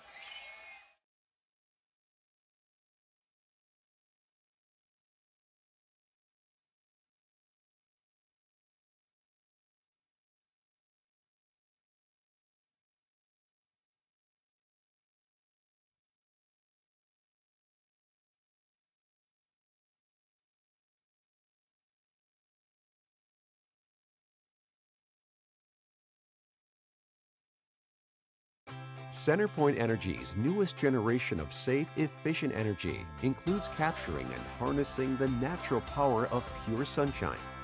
We are increasing solar in our balanced and reliable energy mix as we power our region with more clean, renewable energy. We're bringing a little piece of the sun to every home and business while reducing carbon emissions and helping create a cleaner environment. It's just a little something for your smart energy future. Getting ready and keeping fit for baseball season is hard work. That's why you'll find Evan at Bob's Gym.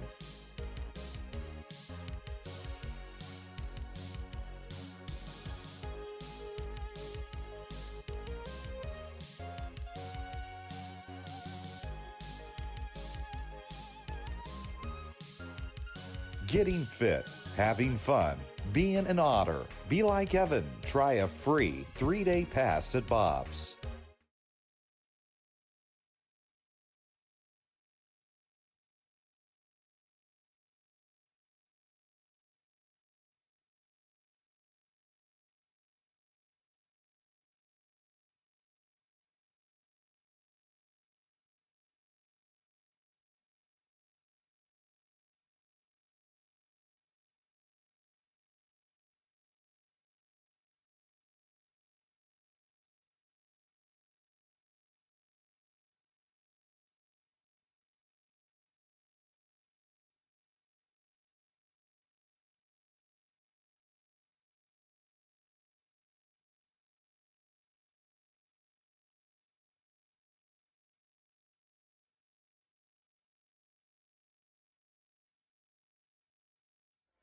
Top 5 in Schaumburg. First pitch to John Schultz is a fastball. It misses inside. John Schultz to be followed by Justin Felix and Christopher Pujols. Schultz, the 32-year-old veteran of the Frontier League. Who better to start a rally? 1-0, floater. Misses up and in, and crouching out of the way of that one is John Schultz. Schultz, who last night helped either get a rally started or continue to get a rally started in a 4-run fourth inning when he laid a bunt down to third. The 2-0 pitch is a curveball from Aaron Rosick, still out there for his fifth inning. He's been really good on the mound. He's been blanking the Evansville Otters through his first 4. Facing John Schultz, the 2-1. An Evansville Otters offense that had been scoring over 6 runs a game on average entering play. Had scored more runs than any other team in the Frontier League. Had more hits, more runs driven in.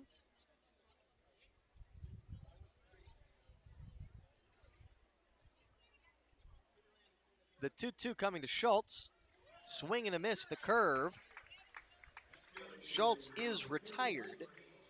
And let's count him up for Aaron Rosick. Rosick had 1 punch out in the first, as he did in the second.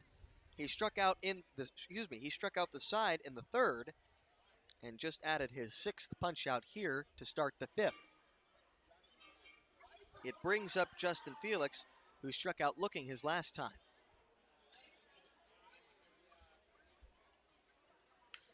First pitch to Felix is lined to the shortstop, Matt McGarry. First pitch swinging is Felix.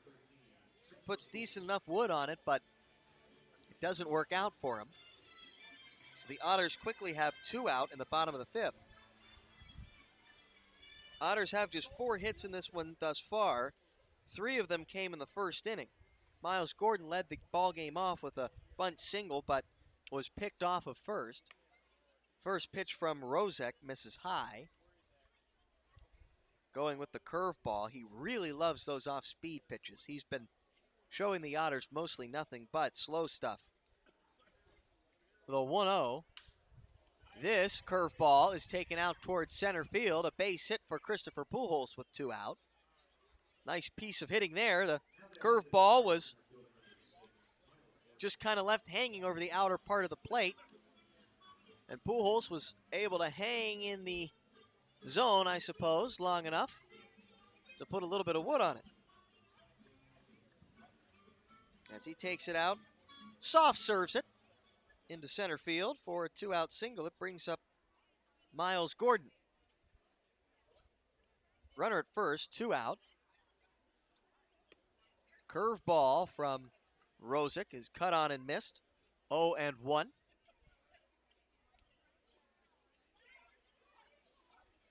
Gordon struck out his last time. Well, anyway, after Gordon was picked off, McNamee was able to hit a 1-out single, which was followed by a base hit by Riley Crane.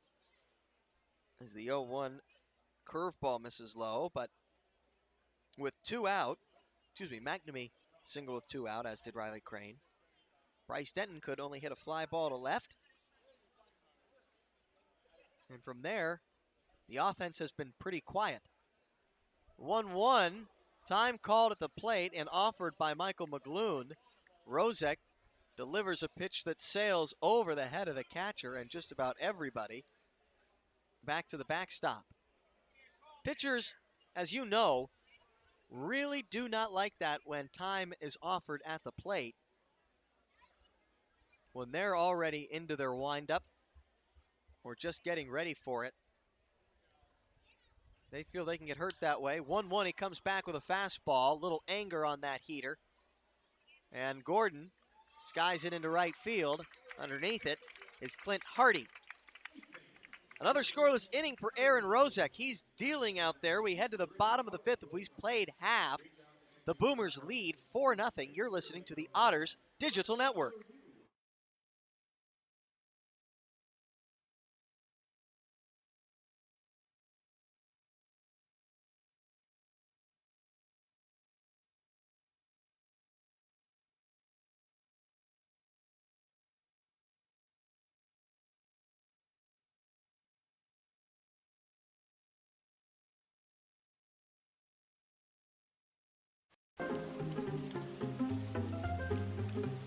Cheer up, Evan. This rain will be out soon. You should download the 14 First Alert app and see for yourself. You can see what's coming up to 7 days in advance, or you can break it down hour by hour. Check out live radar so you can see what's happening in real time. And you can watch 14 News live directly from the app. See, there's nothing to worry about. Stay in the game with the 14 First Alert app.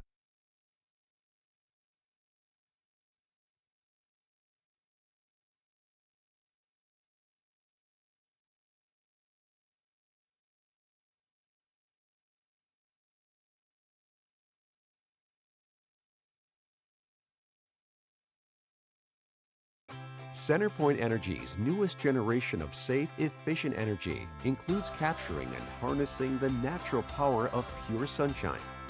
We are increasing solar in our balanced and reliable energy mix as we power our region with more clean, renewable energy. We're bringing a little piece of the sun to every home and business while reducing carbon emissions and helping create a cleaner environment. It's just a little something for your smart energy future. First pitch from Tim Holdgraffer in the bottom of the 5th inning, misses for ball 1 outside to Chase Dawson, who homered his last time up. The 1-0 coming to Dawson. That off-speed pitch is in there for a strike, as Dawson needs to confer with home plate umpire Mile McGloon to check that one. Playing here at Wintrust Field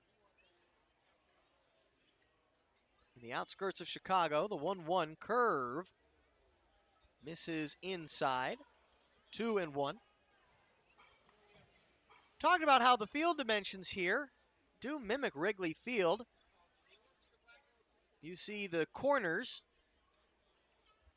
are farther back than the power alleys. Oh my gosh, a diving stop by Andy DeJesus, diving to his right on a hop. He's able to pick that out of the air somehow.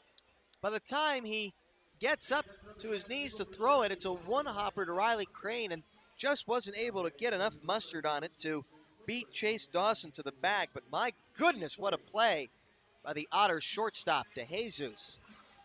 It goes as an infield single, and it brings up Quincy Nieporte, who is 1 for 2. Well, anyway, you know what Wrigley Field looks like. The ivy on the wall, and in the corners, they've got those. They've got that deck situated a little farther back, as this is skied out toward left field, way back. That wind just carries it for the Boomers' 3rd home run for the night, as a 2-run shot sails out of here in the bottom of the 5th. It's now a 6-0 ball game here in Wintrust Field. Quincy Nieporte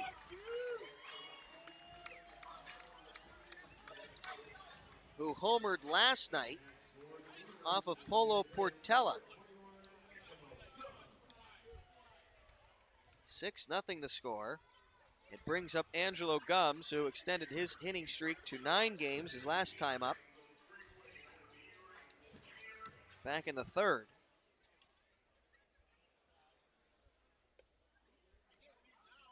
Holdgraffer, the wind, the pitch, curve, fouled off to the right and out of play.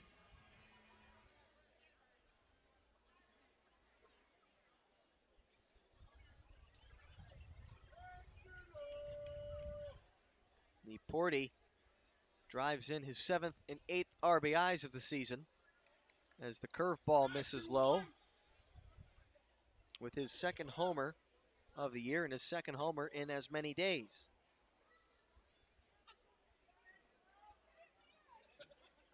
The 1-1 to Gums.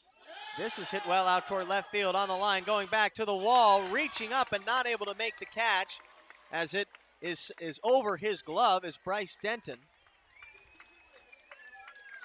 It bounces against the wall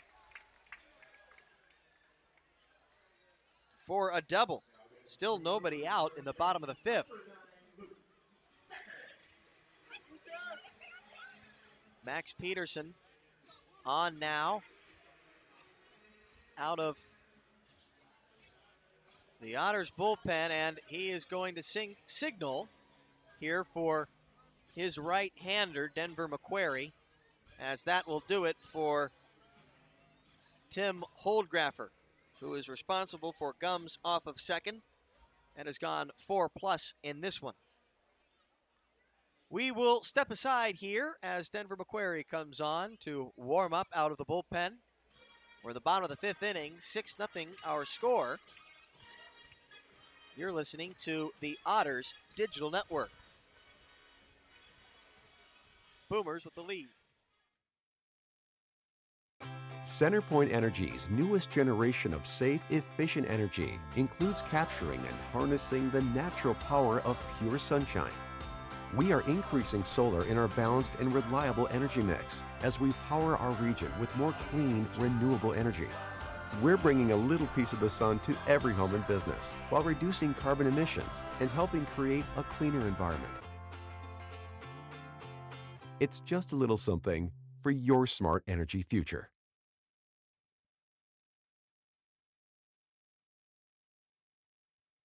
If you're looking for a liquor store in Evansville, look no further than Liquor Locker. The Liquor Locker has the best selection at the best prices, including the largest craft beer and bourbon selection in the area. Our friendly and knowledgeable staff will help you find the beer, wine, and liquor you need for any occasion. And check out the fine selection of cigars at all Liquor Locker stores. Liquor Locker is now open Sundays 12 to 8 p.m. and offers citywide delivery. Visit one of our 10 conveniently located stores in the Evansville area today. There is always something for everyone at the Liquor Locker.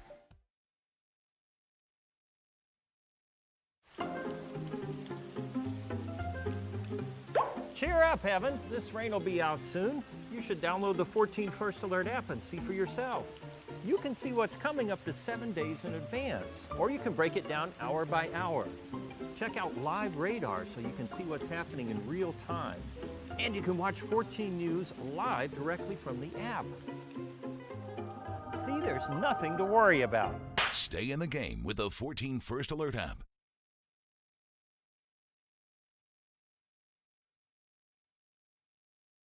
Looking to buy a new home? We've got a sweet deal for you. Get a home sweet home mortgage loan from Heritage Federal Credit Union and get a great low rate, plus get $500 cash back. That's right. Get a great low rate on your mortgage loan and get $500 cash back. Apply at Heritage Federal Credit Union, where the mortgage loans are sweet and the service can't be beat. Get your $500 cash back today at your local HFCU branch or apply online at hfcu.info/mortgages.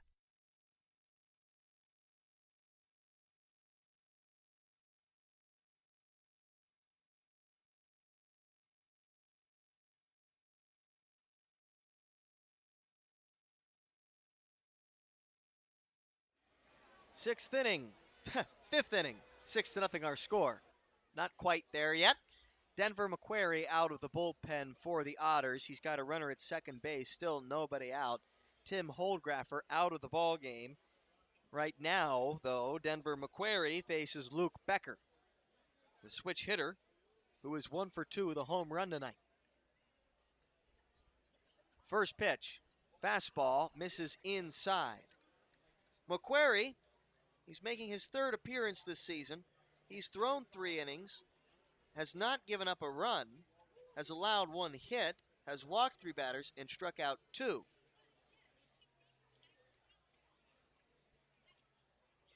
The 1-0.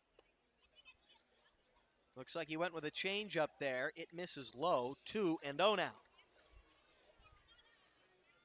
Boomers with a 6-0 lead. They've hit 3 home runs, a solo shot, a 3-run homer, and a 2-run dinger. And that's how they have their 6 runs. On 11 hits all told. 2-0 coming. Fastball off the glove of the catcher, Justin Felix. We'll have to see how they score that one. Their wild pitch or pass ball as Angelo Gums advances to third.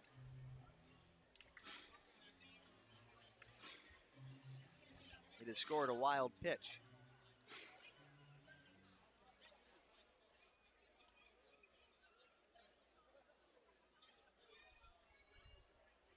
Gums at third now, nobody out. 3-0 count on Luke Becker.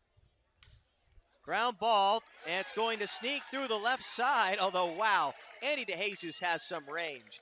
He makes a sliding stop of that one as it reaches the outfield grass, but coming in to score on an RBI single is Angelo Gums, and the lead for the Schaumburg Boomers is now 7-0. It's the largest deficit that the Otters have found themselves in this season. Quite honestly, 4-0, which was the score back in the bottom of the third, was also the biggest deficit they had found themselves in. The largest before tonight was just 3 runs. Can you believe it? So you are due to give up a few runs eventually.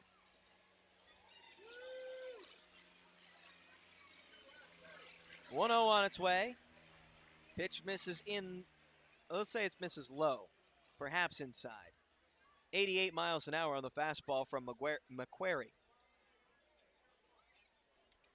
Wintrust Field, talking about these dimensions, well, you might be curious, why would it be just a carbon copy of Wrigley? Are they such big Cubs fans here in Schaumburg? Well, that might be partly the reason. 2-0 in there for a strike, but another interesting story in the history of this ballpark that was built in 1999 and opened as the Schaumburg Baseball Stadium, then became Alexian Field, and as recently as last year, Wintrust Field. The land for the ballpark was actually purchased over 10 years earlier, over a decade before the ballpark opened in the mid-1980s. As a 2-1 is fouled back on a breaking ball, it's 2-2. Now, it took 10 years to build, but I guess the city planners were really eager to try to build a ballpark in the mid-80s. And I wonder if you can think of why. 2-2 coming. This is fouled back to the netting. Well, that's because at the time, there were some, I guess, tense negotiations going on between the owners of the Chicago Cubs, the Wrigleys, and the city of Chicago. Talking about the need to finally bring lights to Wrigley Field to play those night games.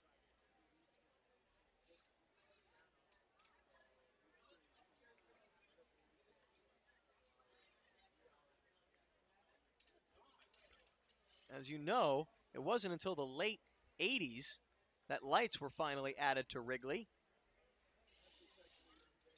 The first night game played there under the lights, August 8th, 1988. So the ballpark, the land for it was purchased. 3-2 coming. A liner right at the second baseman, J.R. Davis. 1 out in the bottom of the fifth. So the land was purchased to be a bid for a possible new site for a baseball stadium to house the Chicago Cubs.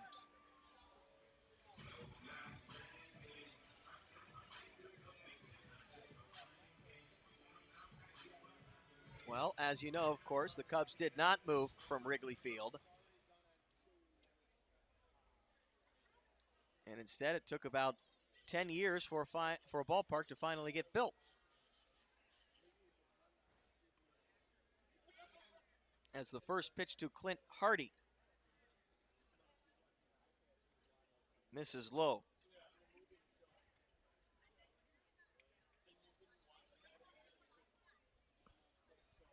Curveball from McQuarrie. Cut on and missed, 1-1.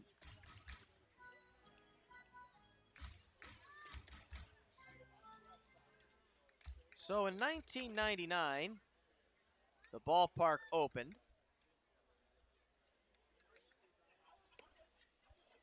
1-1 pitch misses outside.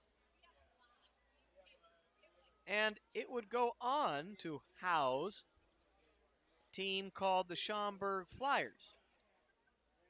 played in Northern League for a number of seasons. 2-1. Breaking ball blocked in the dirt by Justin Felix.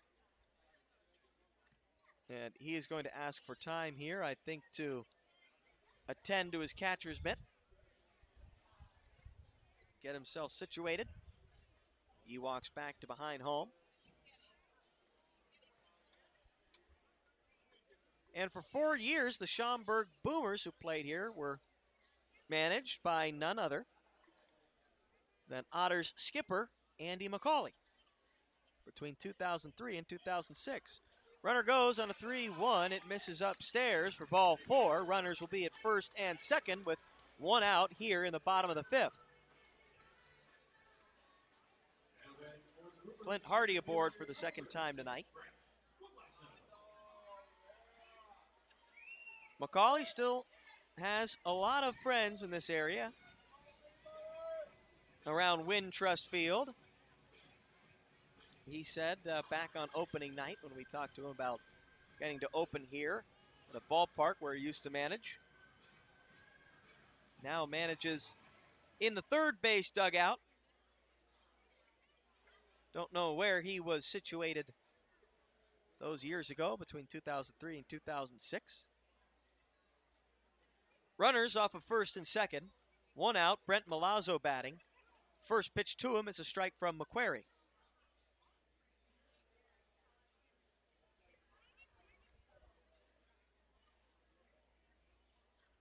McCauley managed the Flyers to a 47-41 record in his first season. That was good enough to make the playoffs, but they lost in the first round in the Northern League playoffs. 0-1 coming. Oh, that runs in and gets away from the catcher, Justin Felix, but he is able to corral it quickly, no advance.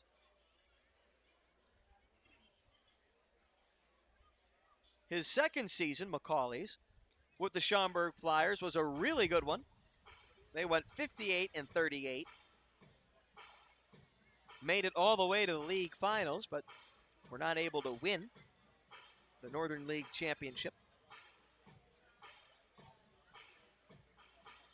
2005, the club went 38-58, a reverse of that record, and then in 2006, 46-50, also good enough to make the playoffs. So McCauley and Schaumburg, pretty good, making the playoffs 3 of 4 years.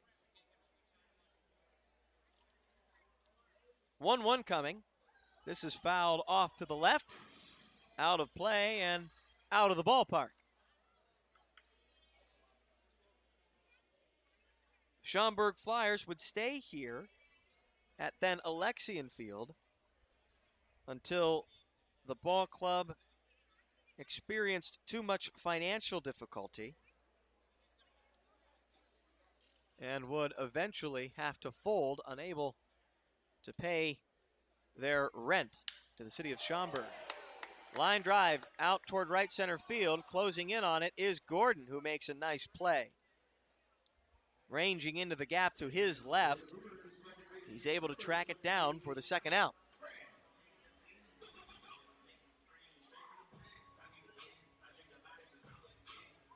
So Brett Milazzo, who entered this one without a hit yet,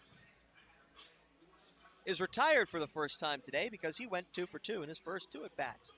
And here's Alec Craig, who to this point is one of only 2 Boomers not to register a base hit. Before they played the Otters last night, this club played a game on Thursday against the Joliet Slammers, I believe, where everybody in the lineup registered a base hit. They have 12 so far tonight, and we're only in the bottom of the 5th inning.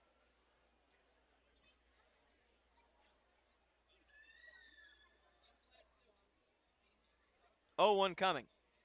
That pitch misses in the dirt, and it gets away from Justin Felix, who is unable to block it from getting almost all the way back to the backstop, so runners will advance on the wild pitch. Luke Becker heads to third, Clint Hardy to second.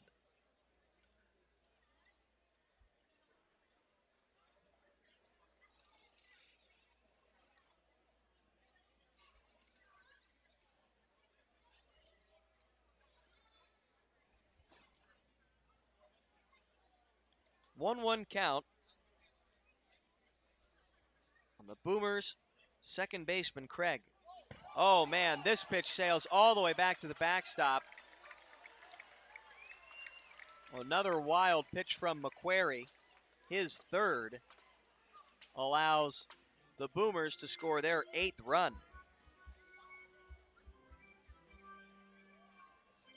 Clint Hardy advances to third.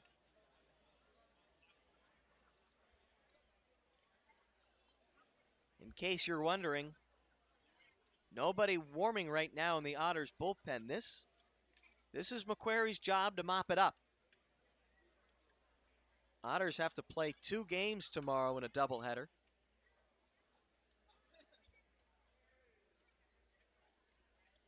Two-one delivery. Another fastball, and again, sailing over Felix's head. It goes to the backstop. It bounces right back. Felix might have had a play on Clint Hardy had someone been there to cover home plate, but McQuarrie had kind of hung around the pitcher's mound.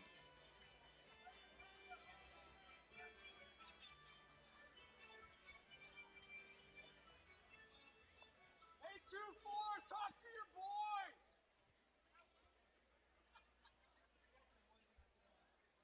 He didn't even cover. So that misses. It's a 3-1 count on Alec Craig.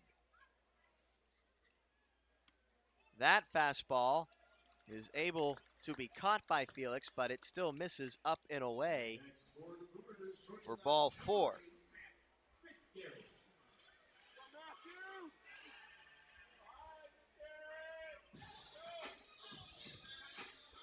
Alec Craig trots down to first with a 2-out walk.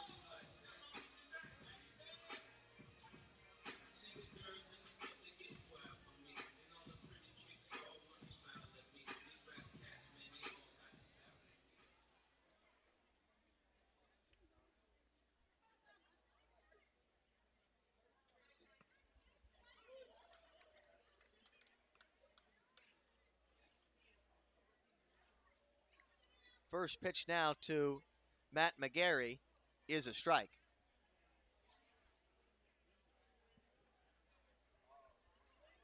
The 0-1 misses outside, 88 miles an hour from McQuarrie.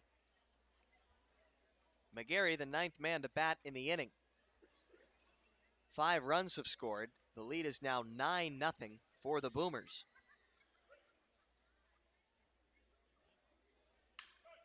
Fastball grounded to short. Shovel toss to second, and mercifully, the inning ends on a 6-4 fielder's choice. We head to the 6th inning. Otters down a lot. 9-0 our score. You're listening to the Otters Digital Network.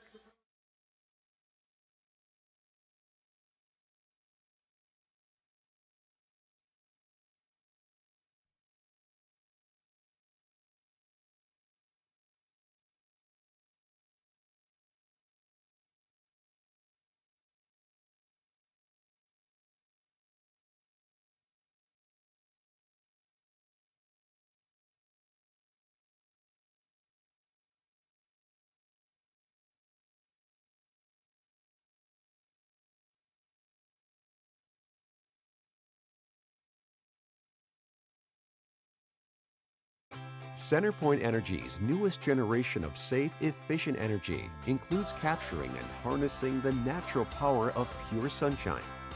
We are increasing solar in our balanced and reliable energy mix as we power our region with more clean, renewable energy. We're bringing a little piece of the sun to every home and business while reducing carbon emissions and helping create a cleaner environment. Getting ready and keeping fit for baseball season is hard It's work. just a little something. That's why for you'll your find smart Evan energy at future. Bob's Gym.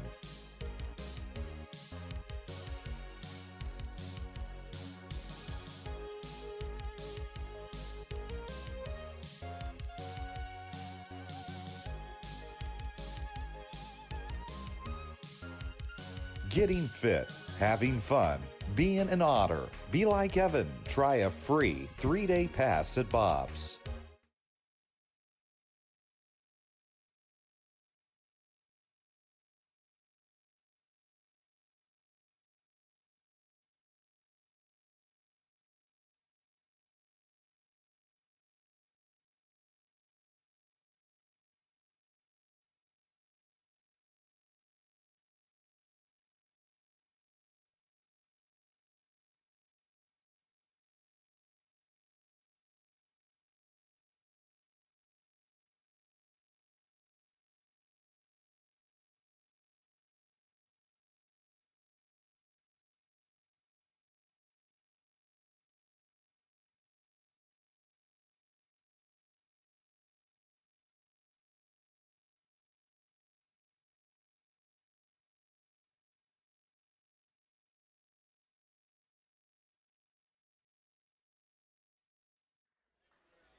Andy DeJesus takes a ball to begin the top of the 6th inning. An ugly score to report from Schaumburg. 9-0 in favor of the Boomers. 1-0. 1-0 pitch, I should say, is a slow roller over to the third baseman. The throw takes first baseman Quincy Niporti off the bag.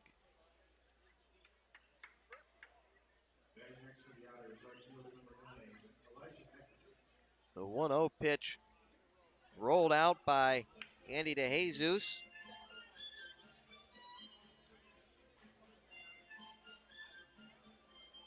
Will, I believe, we're going to have to count a little bit here because no error is shown up on the board.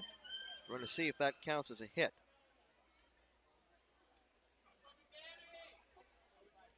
I believe it does. So it goes as an infield single for DeJesus. First pitch strike now on Elijah McNamee. McNamee 2 for 2.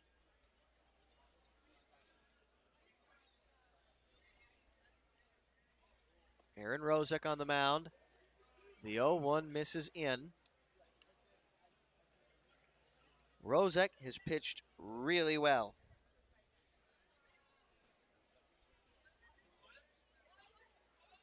The Otters pitching a little more shaky in this one. 1-1 coming. This is pulled just foul of third. 3 home runs for the Schaumburg Boomers put them up 6-0. Then 3 more runs would score in the bottom of the 5th when Denver McQuarrie came on to relieve Tim Holdgraffer. Each run scored on a wild pitch.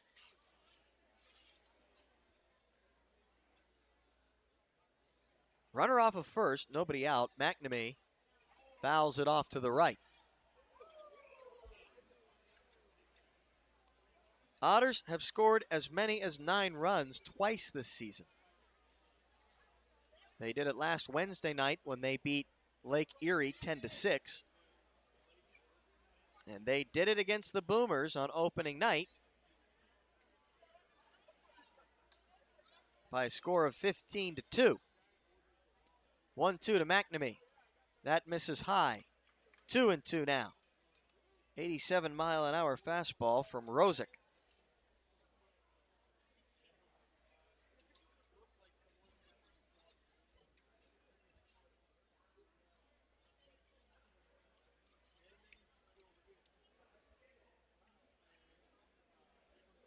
Two on its way. Fouled off to the right and out of play. Lights just warming up here at Wintrust Field as we approach the 8 o'clock hour outside Chicago. Ground ball to the right side. Over is the second baseman on the run. He throws against his body over to first and is able to make a nice play.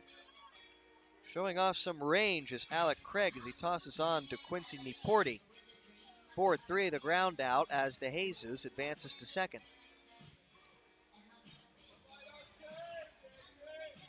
Riley Crane, he's 1 for 2.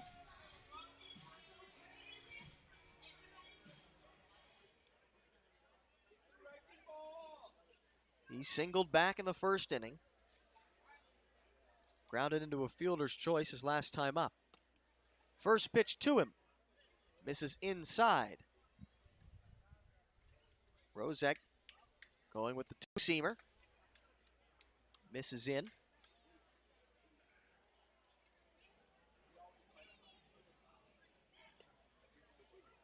The 1-0 breaking ball in there for a strike, 1-1.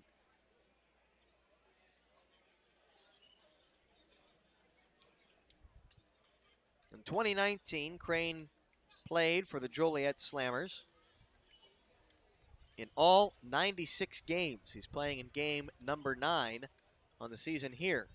1-1 breaking ball. Swinging through it is Crane. 1-2.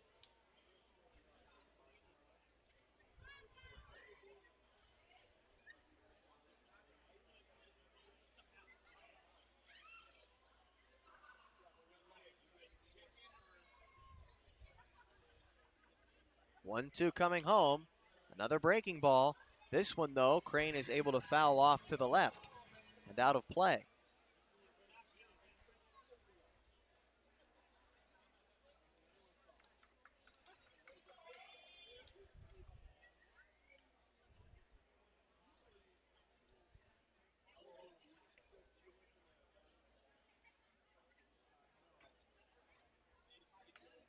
Crane with a 1-2. Swing and a miss. Strike 3. Crane set down on strikes for the second out of the top of the 6th. 9-0 our score. Boomers with the lead.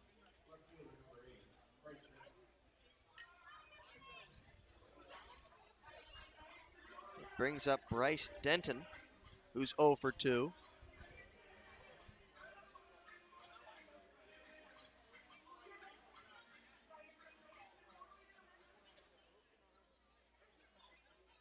Though he did line out to the left fielder, Chase Dawson, his last time. First pitch misses up and away from Rosick.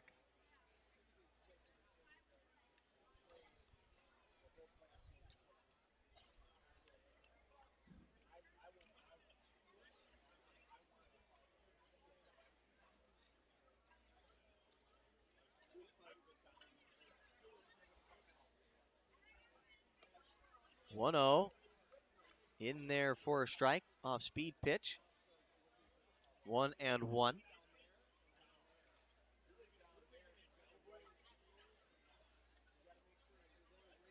Wintrust Field still saw a good bit of action back in 2020. 1-1 to Denton. Misses outside. The Chicago White Sox ended up using Wintrust Field as their alternate training site in 2020 when COVID-19 forced the cancellation of the Frontier League season. They used it as kind of an extra site. Line drive into center field for Bryce Denton. Coming around to score from second is Andy DeJesus, and an RBI base hit from Bryce Denton has the Otters on the board. Still down by a boatload, 9-1. But getting the goose egg off the scoreboard looks and feels a lot better.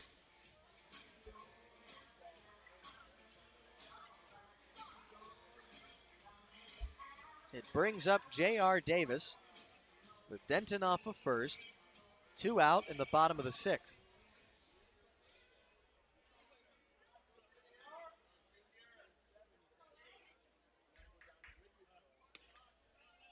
First pitch curveball is a called strike on Davis.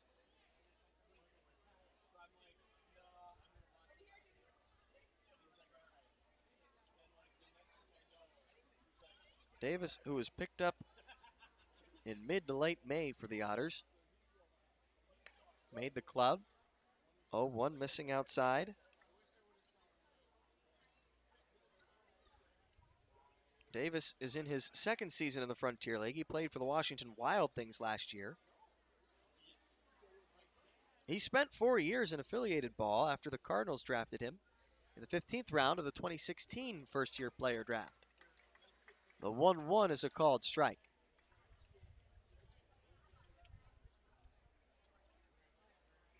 One and two now.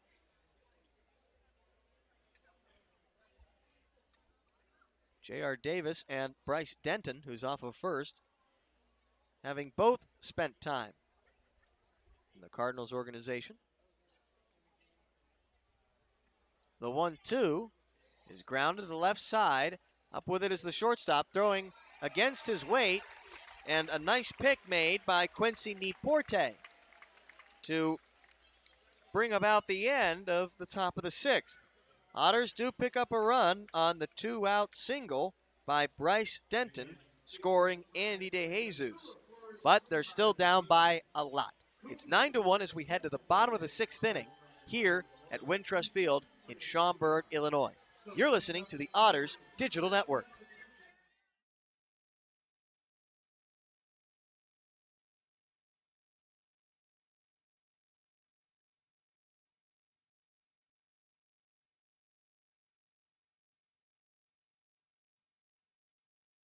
If you're looking for a liquor store in Evansville, look no further than Liquor Locker.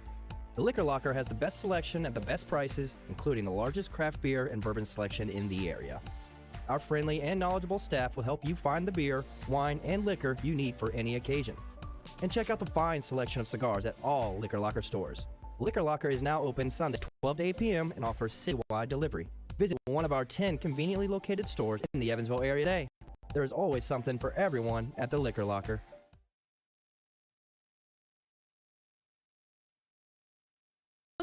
Got us get a home loan from Heritage Federal Credit Union and get a great low rate, plus get $500 cash back. That's right. Get a great low rate on your mortgage loan and get $500 cash back. Apply at Heritage Federal Credit Union, where the mortgage loans are sweet and the service can't be beat. Get your $500 cash back today at your local HFCU branch or apply online at hfcu.info/mortgages.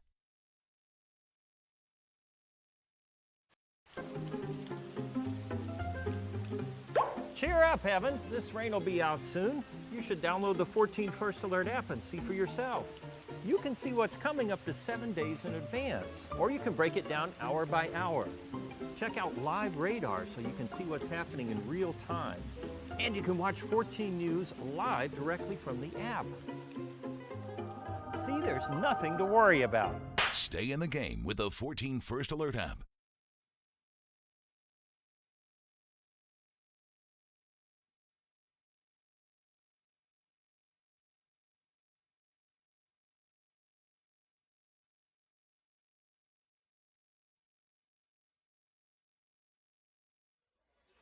Bottom of the 6th inning, Denver Macquarie looking for a little bit of a bounce back inning.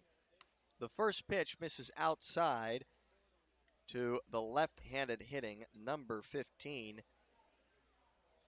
Chase Dawson, who started the 5th with a base hit.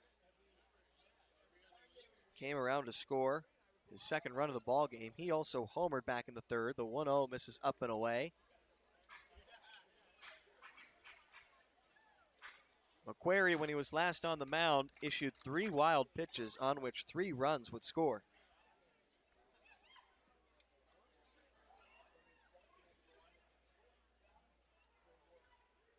Two-0 coming home. Swing and a miss at the 89-mile-an-hour fastball. One-handing it is Dawson on the backswing. So a good little teaching moment, opportunity. This is kind of where you earn your stripes sometimes as a reliever.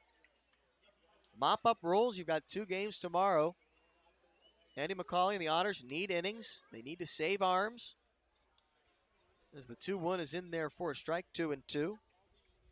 So can you bounce back after exhibiting some wildness? Can you put it together? Demonstrate the mental fortitude to say that you will not be rattled. The 2-2. This is hit high, right side, into foul territory. Now back into fair territory is Riley Crane to make the catch on a big league pop-up. 1 down in the bottom of the 6th.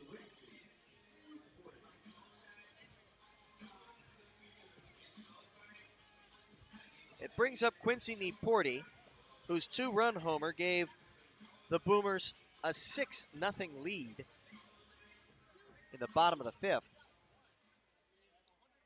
Again, they end up scoring 3 more runs. First pitch fastball misses in on Neporti.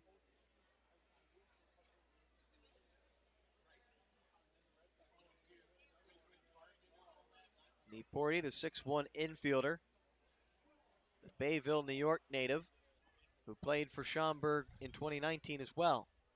1-0, swing and a miss at the curve, 1-1. Macquarie from Mabin, Mississippi, signed by the Otters ahead of the 2020 season. This is his first professional stint with any club. 1-1 pitch, 86 miles an hour, misses low and outside. Macquarie played collegiately at Mississippi State alongside, guess who, Otter Elijah McNamee. In his career with the Bulldogs, Macquarie had a .534 earned run average in 94 1/3 innings of work and 40 appearances, and he struck out 71 batters. 2-1 curve in there for a strike, 2-2.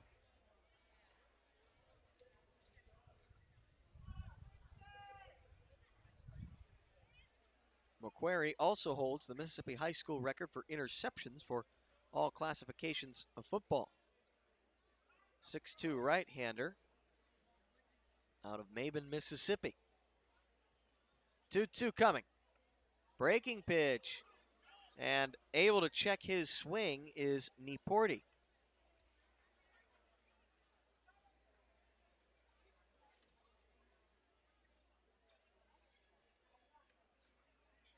It's now a full count on the Boomers' first baseman.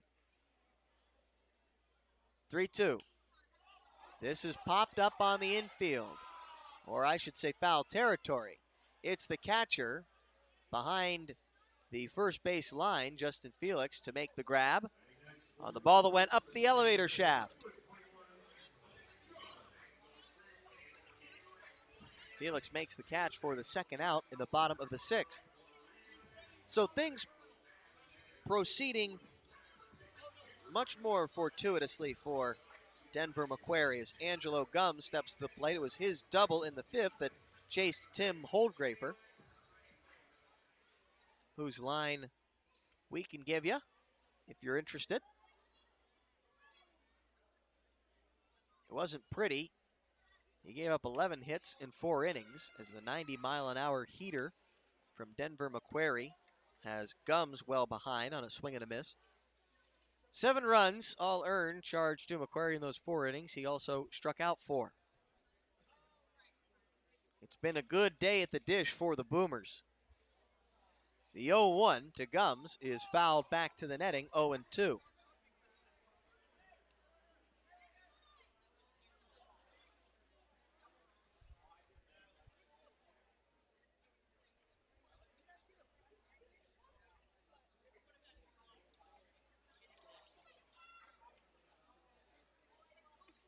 Macquarie well ahead, 0-2. Pitch coming. Curveball misses outside, 1-2.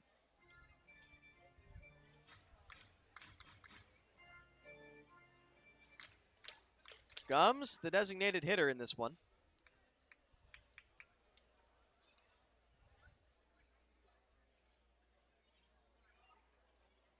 Overall, he's 2 for 3. 1-2. Another pop-up. This one in toward shallow center field. It's the shortstop, Andy DeJesus, to call off J.R. Davis. A 1-2-3 inning for Denver Macquarie. Nice little bounce back for him. We've played 6, still 9-1. Let's see if the Otters can put up a crooked number and get back within striking distance in this one. We head to the top half of the 7th. You're listening to the Otters Digital Network.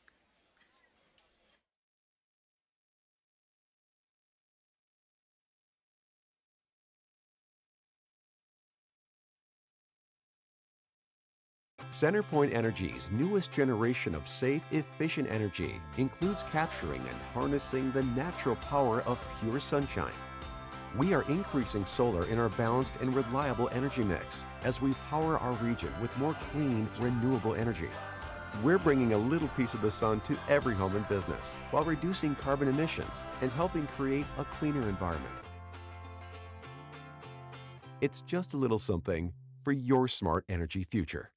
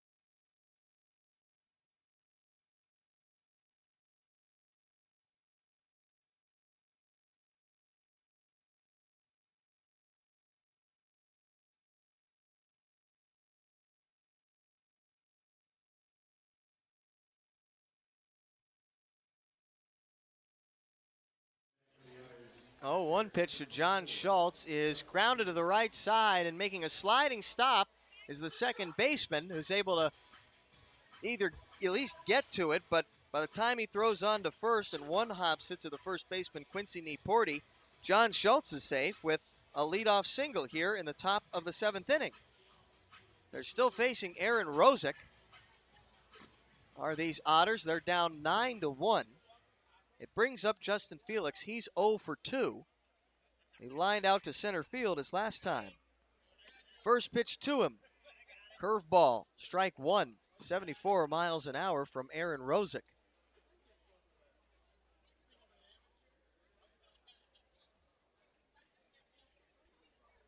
Tomorrow for the Otters, they'll be handing the ball over to two lefties. 0-1, pulled foul. 0-2 now. I don't know if it's been announced who's doing which game.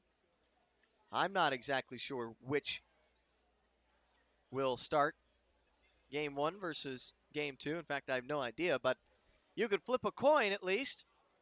It's going to be between Marty Anderson and Anthony Arias. They're both slated to start tomorrow. The 0-2 on its way. It's cut on and missed, strike 3. Justin Felix set down on strikes for the second time tonight, and it brings up Christopher Pujols, who's 1 for 2. He singled his last time.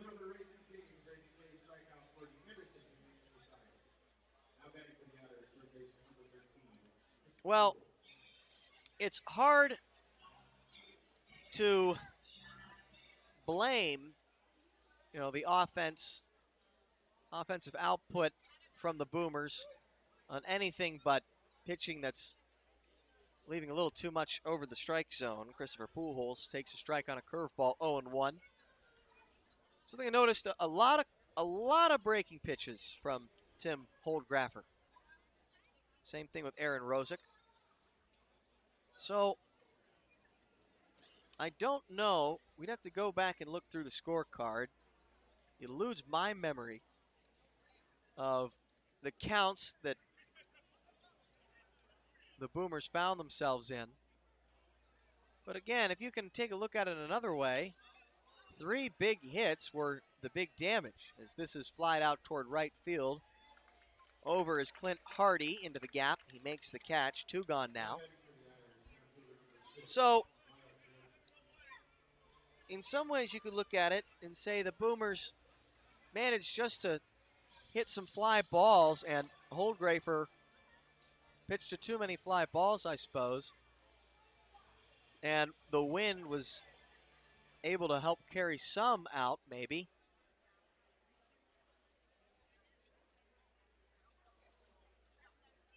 Miles Gordon, the first pitch to him. Misses in, 1-0. But there's not been much offense to speak of, and Aaron Rosick has done a very nice job. He really has not given the Otters many fastballs to work with.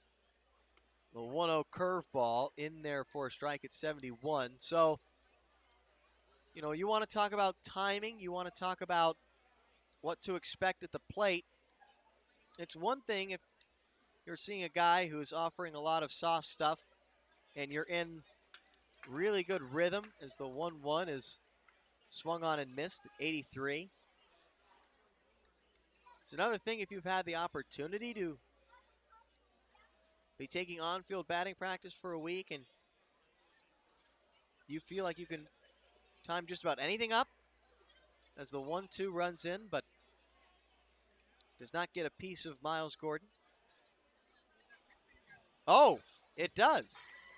And the catcher, Nick Odo, is going to have a conversation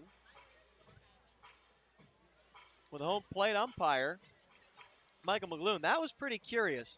I mean, McGloon had to ask Miles Gordon something, it looked like, and it was not an immediate call by any means by McGloon. By the time that we reversed our call up here, that was when McGloon first decided to point down, and now he's hearing it from the Boomers dugout.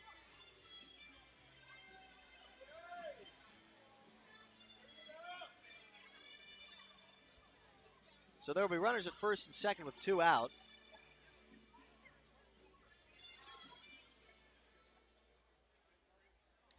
Otters down 8 in the top of the 7th. Andy DeJesus bats. First pitch.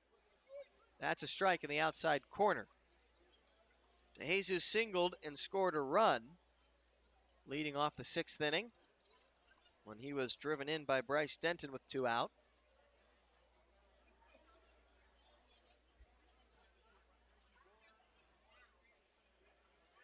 Oh, 1. Swing and a miss. The curveball, 78 miles an hour, or at least the change. Bender, if it was, didn't have much bite. Or at least it didn't look like it did from up here. DeJesus down on the count 0-2. The 0-2 is hit out toward left field. Man, this guy can hit with 2 strikes. But it hangs up long enough for Chase Dawson to get under it. Whatever Andy DeJesus does with 2 strikes, he might want to consider doing that in his entire at-bat, because my goodness, there is no 2-strike hitter that seems to quite put the ball in play like he does. Well, the Otters strand a couple here in the top of the 7th. Things are looking pretty grim. We head to the 7th inning stretch, 9-1 our score. You're listening to the Otters Digital Network.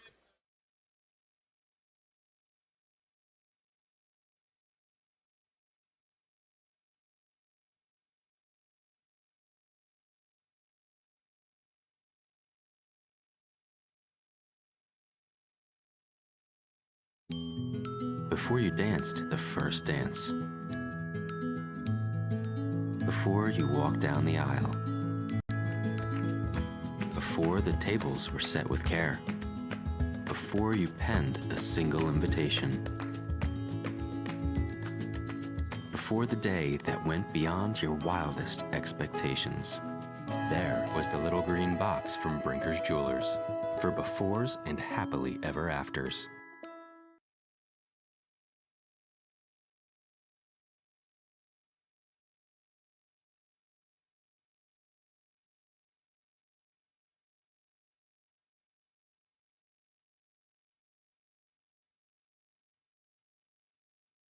Looking to buy a new home? We've got a sweet deal for you. Get a sweet mortgage loan from Heritage Federal Credit Union and get a great low rate, plus get $500 cash back.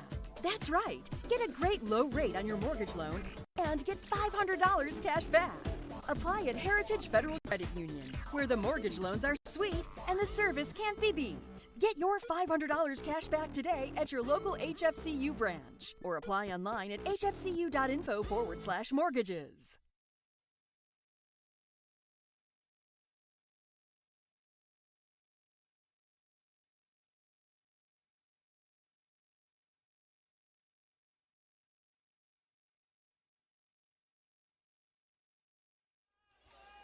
Holdgraffer on for his second full inning of work, I should say. It will be really his 2+ inning at the moment as soon as he delivers his first pitch, which he does to the switch-hitting Luke Becker. It misses outside. He came on in the 5th to relieve Tim Holdgraffer. He allowed a single, got a line out, a walk, a fly out to center, another walk, and then, well, a ground ball to the shortstop. Was able to wrap things up in that frame. And then, in the 6th, 3 straight pop-ups. 3 runs scored off of McQuarrie. 2 were charged to him. A 1-1, swing and a miss at the 89-mile-an-hour heater. Becker can't catch up. Becker is 2 for 4 with a home run and a single. McQuarrie allowed those 3 runs to score via the wild pitch, but he really settled down. In his last frame, the Otters trail 9-1 in the bottom of the 7th. The 1-2. That runs in, almost gets a piece of Luke Becker. It probably would have had he not gotten those legs out of the way.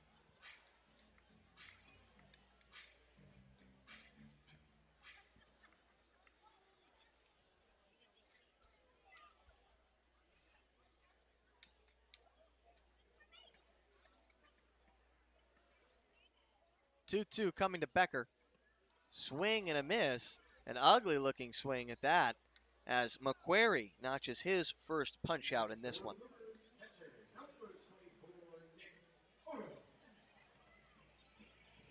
Brings up Nick Odo. He's 0 for 3 with a couple of lineouts. He's also hit a fly ball to left, so being the only Boomer not to reach base safely, he has still hit the ball pretty hard.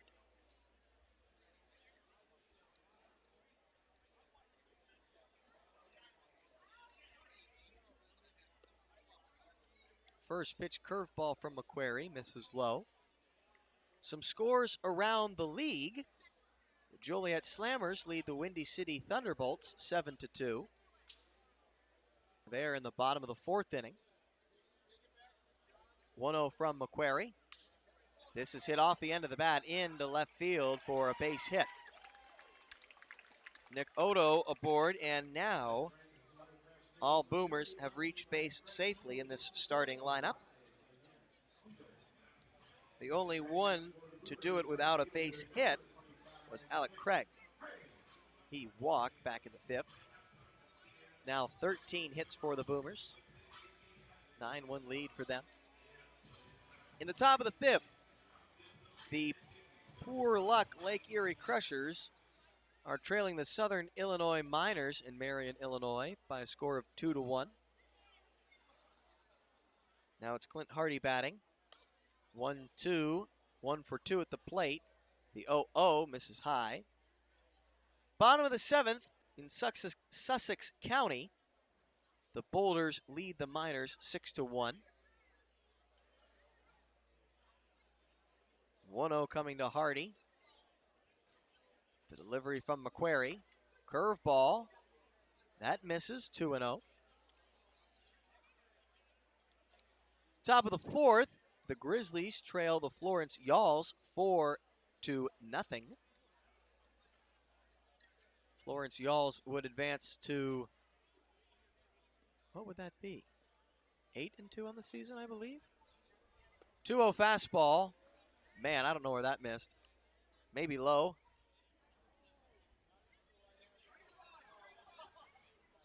Now it's 3-0 on Clint Hardy. The New Jersey Jackals and Tri-City Valley Cats are tied at 4 in the top of the sixth. 3-0 coming. Fastball outside edge for a strike. And a Keep Quebec trails the Washington Wild Things in southwestern Pennsylvania by a score of 2-0.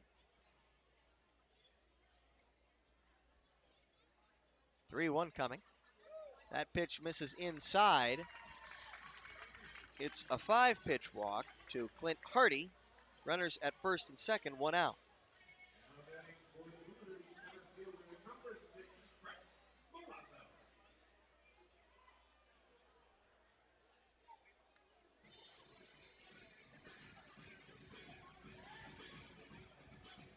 Well, we were talking before the game about some of the cool new features here at Wintrust Field in Schaumburg. Among them are a set of cameras above the third base dugout. Now, they're not for a regular TV broadcast or internet broadcast or just any kind of regular old home video, you might call it, as Brent Milazzo swings through a 76-mile-an-hour curveball, 0-1. But they are advanced cameras that can tell you things like spin rates, launch angles, all kinds of those advanced metrics that major league clubs are using more and more often. And when we were talking about it ahead of time, they, around the ballpark here, as the 0-1 is fouled straight back, attributed it to some of the nice little kickbacks that you can get from being an official partner league of Major League Baseball. As the MLB announced that the Frontier League would be considered a partner league of MLB following their contraction of the minor league system to just 4 divisions, I guess you'd call it, 4 levels. An 0-2 is fouled off to the left. Morgan Sword, who spoke about the partnership during the offseason, Morgan Sword, the Executive Vice President of Baseball Economics and Operations, said that we welcome the Frontier League as a partner league and look forward to working with them toward our shared goal of expanding the geographic reach of baseball. 0-2 from Macquarie, another foul ball, still 0-2 on Milazzo. Otters president John Stanley commented and said that the Evansville Otters are thrilled to now have a partnership arrangement with Major League Baseball.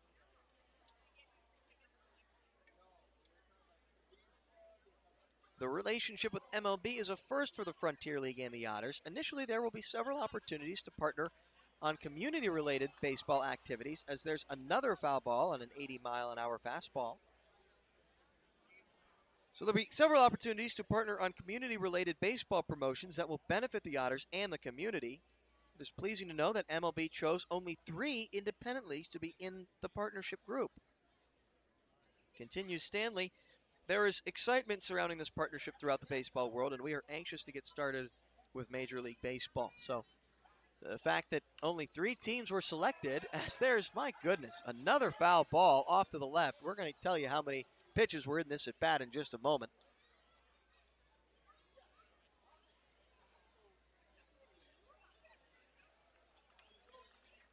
I believe that is the 5th foul ball in a row from Milazzo. 6 pitches total in the AB, still 0-2. But the fact that there were only 3 leagues that were announced as partners, I mean, that's a pretty high honor.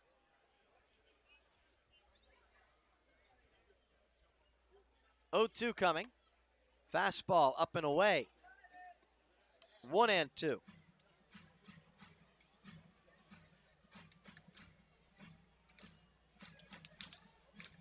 So the Frontier League, now as a designated MLB partner league, will get to collaborate with Major League Baseball to jointly discuss marketing and promotional initiatives that will grow, expand, and enhance the game of baseball.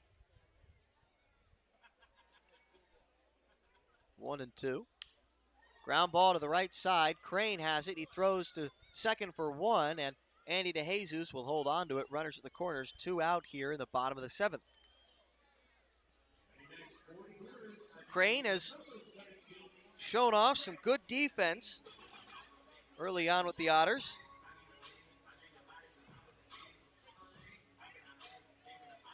Three-6 fielder's choice there. He got the ball on a shortstop, and we're going to have a conversation here between the middle infielders, the pitcher, and the umpires are going to convene, I think, to ask whether or not the runner, Clint Hardy, obstructed the play on the slide.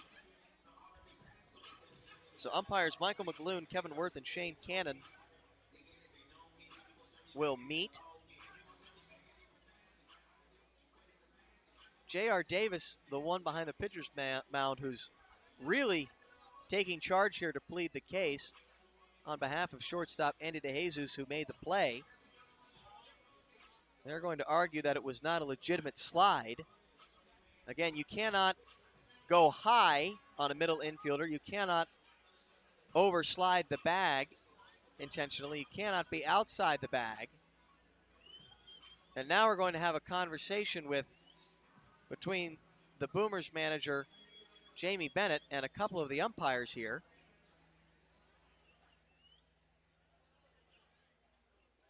Again, most of this is conjecture as to what's being discussed. But you would wonder what is being debated right now between Jamie Bennett and Michael McGloon and Shane Cannon, if it's not some kind of change to the call that was made around second. Interestingly, Kevin Worth is still hanging around first.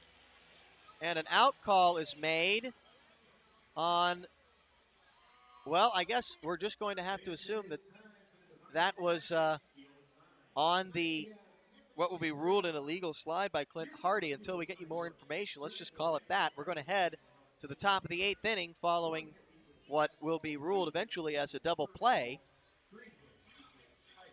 The Boomers still lead it 9-1. Otters got to score an average about 4 runs an inning. Let's see if they can do it. You're listening to the Otters Digital Network on Frontier League Live TV.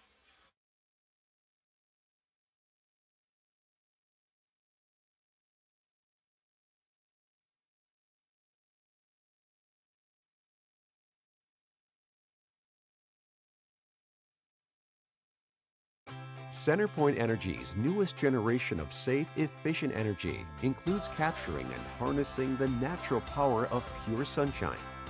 We are increasing solar in our balanced and reliable energy mix as we power our region with more clean, renewable energy. We're bringing a little piece of the sun to every home and business while reducing carbon emissions and helping create a cleaner environment. It's just a little something for your smart energy future.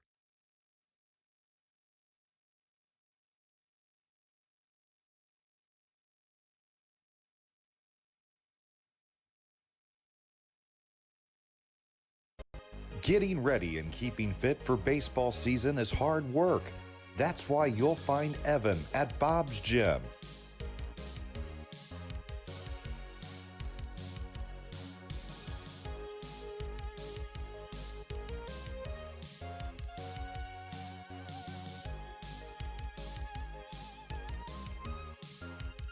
Getting fit, having fun, being an Otter. Be like Evan. Try a free 3-day pass at Bob's.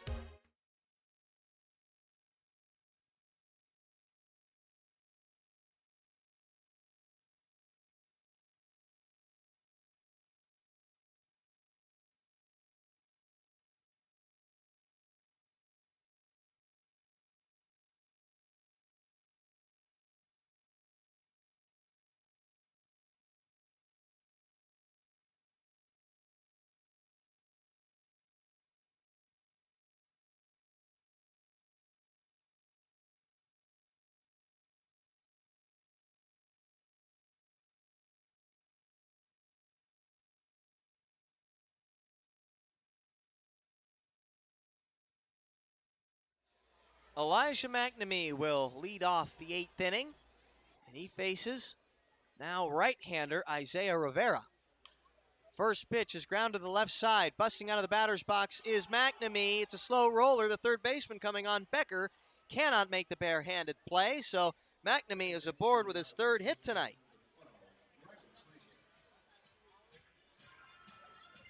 So we'll have to see if maybe there's a chance now that Aaron Rosick, who is out of this game and who dominated,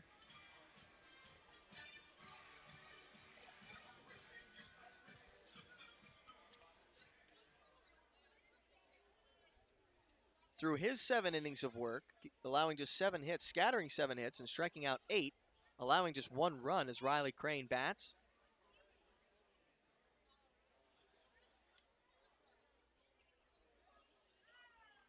He takes a pitch outside.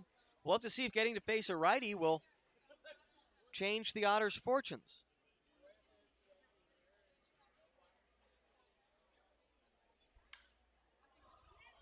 This is skied foul off to the left.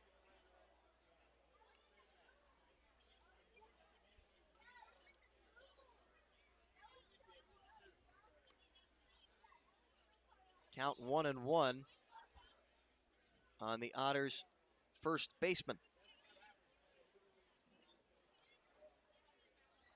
Rivera, he's 6'2", 200 pounds.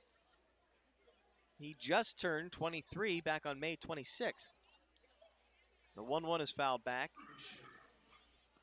He last played for Indiana Wesleyan University, graduating this year,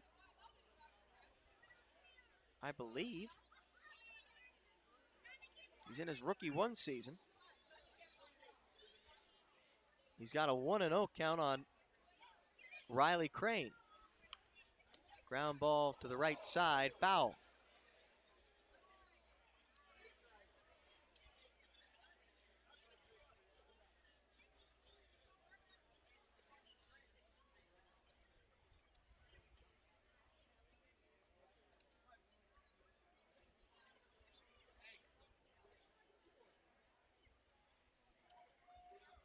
Rivera set at the letters, 1-2. Pitch misses upstairs, 2-2.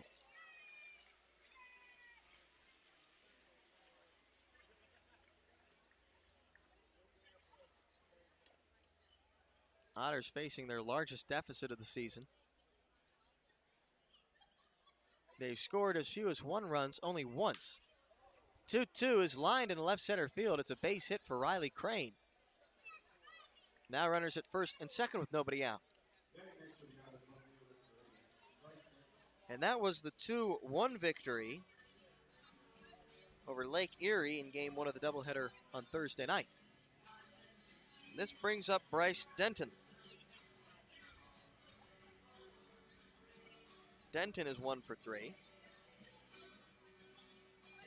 Hopefully Denton can start heating up at the plate. Not everyone was going to be able to get off to the same hot start to open the season. Hopefully he's getting his timing. The first pitch is a curveball, runs in and gets a piece of Bryce Denton, so the bases will be loaded here. Isaiah Rivera has come on and yet to retire an Otter.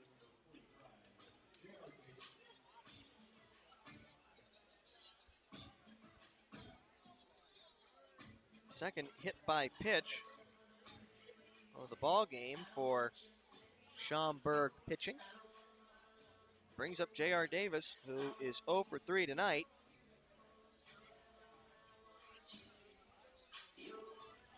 But has been robbed on a couple of nice plays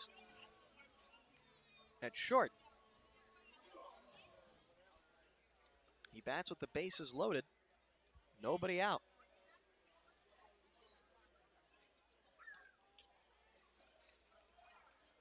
First pitch curveball. Misses outside. 1-0.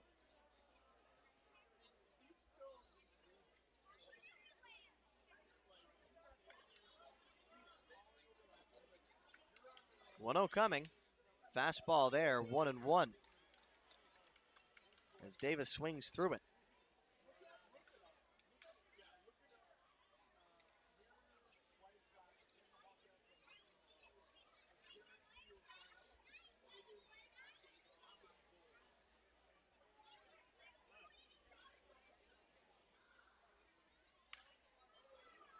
One is fouled off to the right, 89 miles an hour from Rivera.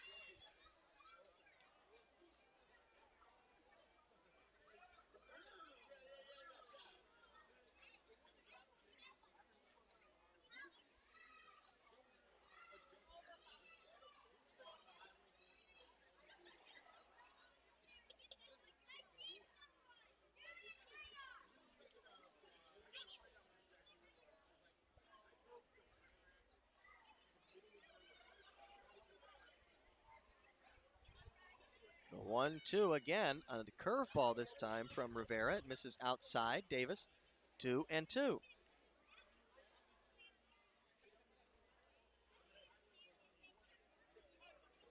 J.R. Davis facing Isaiah Rivera with the bases loaded. At the top of the 8th. Nobody out.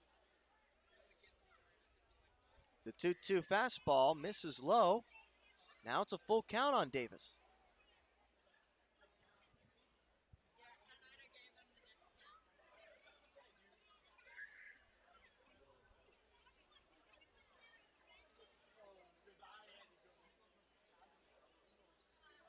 Davis, who graduated from Oklahoma State University in 2016.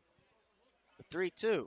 This is hit out toward right field. Right fielder going back to the track, racing back. Oh, he's able to range back and behind his back make the catch for the first out of the inning. He was approaching the wall, and the ball carrying, though he was turned to his right, over to his left, so he has to throw a glove up as he approaches the wall and makes the catch with a fully outstretched glove, range back behind him. It goes as a sacrifice fly as McNamee scores from third, and Riley Crane advances from second. Runners at the corners for John Schultz, and one out here. In the top of the 8th. First pitch to John Schultz is fouled back, 0-1. John Schultz was talking about this this Otters club, this Otters offense, which just scored its second run. And it was interesting to hear his comments about a team that he described as scrappy, as fighters, as a bunch of guys who aren't selfish. Oh, one is fouled back. Fastball at 91. Not everyone's going up there always looking for the home run.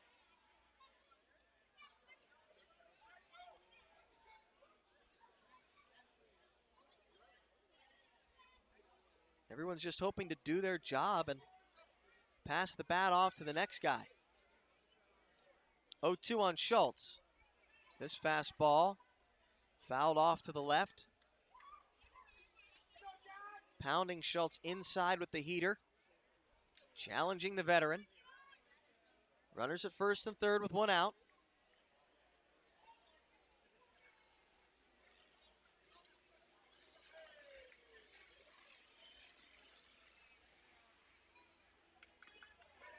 An 0-2 pitch is fouled and tipped into the catcher's glove.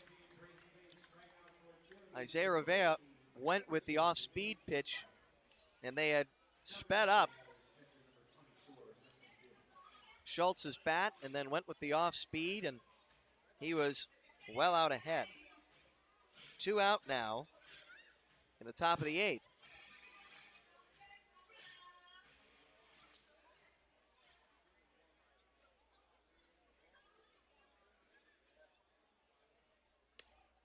Now it brings up Justin Felix, who homered in the ballgame last night.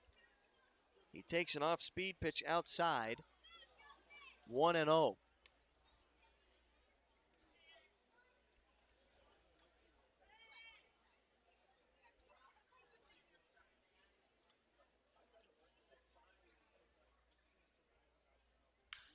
This is hit well out toward right field. The right fielder going back. He's going to have a play as he ranges into the corner to make the grab.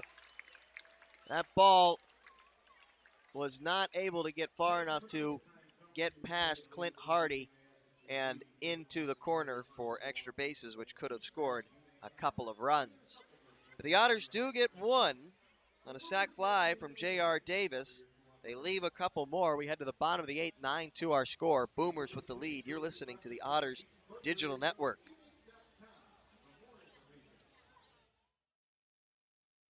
CenterPoint Energy's newest generation of safe, efficient energy includes capturing and harnessing the natural power of pure sunshine. We are increasing solar in our balanced and reliable energy mix as we power our region with more clean, renewable energy. We're bringing a little piece of the sun to every home and business while reducing carbon emissions and helping create a cleaner environment. It's just a little something for your smart energy future.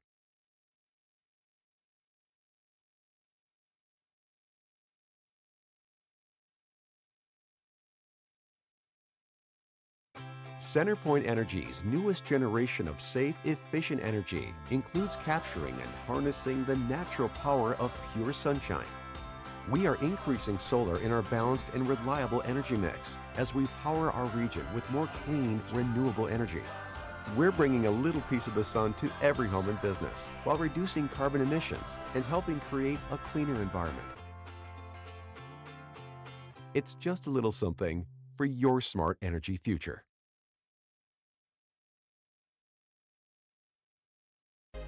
Getting ready and keeping fit for baseball season is hard work. That's why you'll find Evan at Bob's Gym.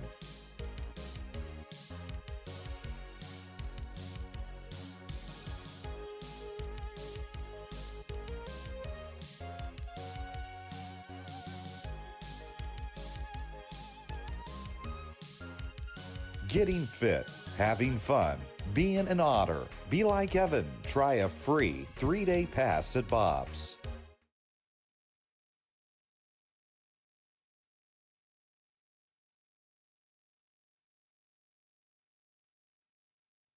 Looking to buy a new home? We've got a sweet deal for you. Get a Home Sweet Home mortgage loan from Heritage Federal Credit Union and get a great low rate, plus get $500 cash back. That's right. Get a great low rate on your mortgage loan and get $500 cash back.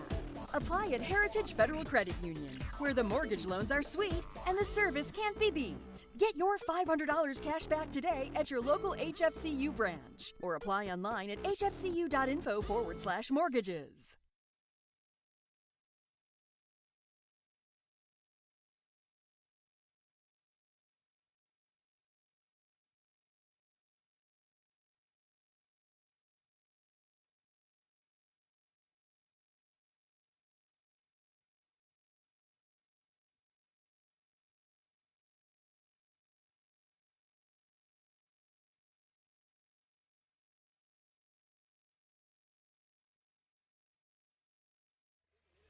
Bottom of the 8th inning, Reed Bukowski out on the mound for the Otters.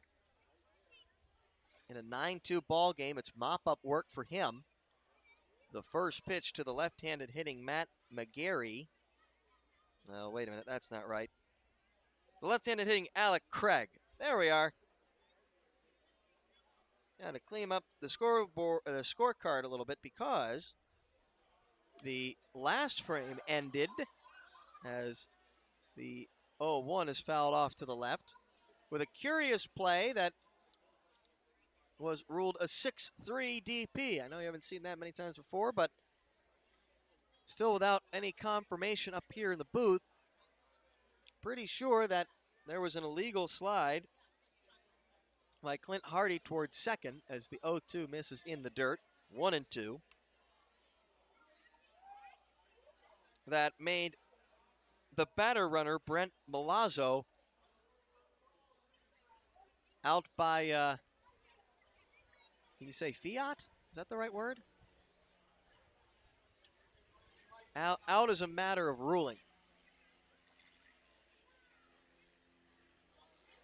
1-2 to McGarry. That misses in.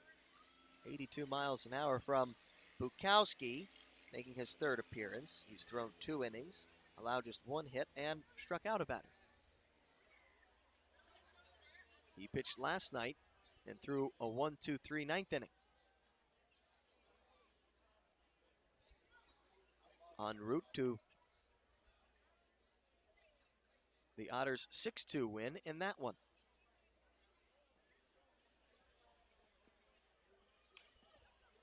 Ground ball back up toward the middle. Andy DeJesus ranging over, throwing on to first, making the play behind the bag, and a great job to retire Alec Craig 6-3.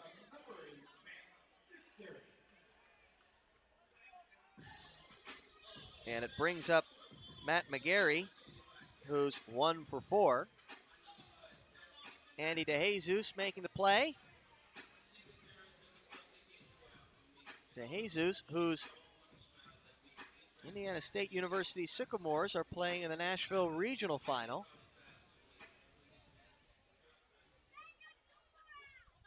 They lost their first game against Georgia Tech by just a single run, as the first pitch now to Matt McGarry is lined into right center field. Over is Miles Gordon to cut it off. It's a 1-out single for McGarry, his second hit tonight.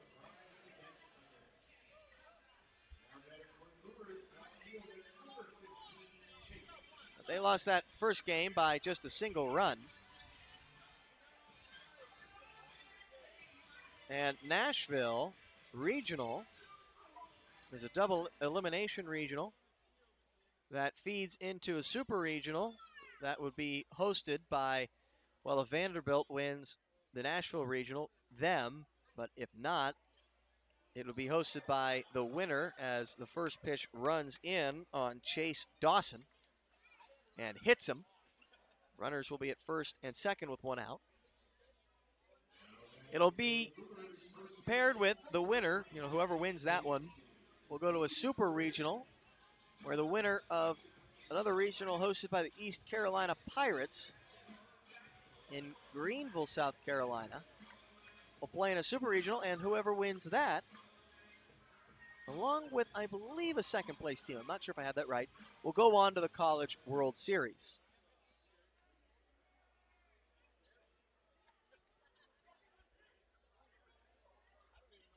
So the Sycamores will be playing in their first elimination game tomorrow, as the first pitch to Quincy Nieporti. This is outside the curveball.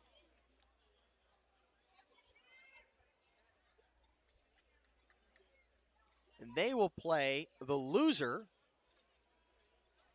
of a Vanderbilt Georgia Tech matchup.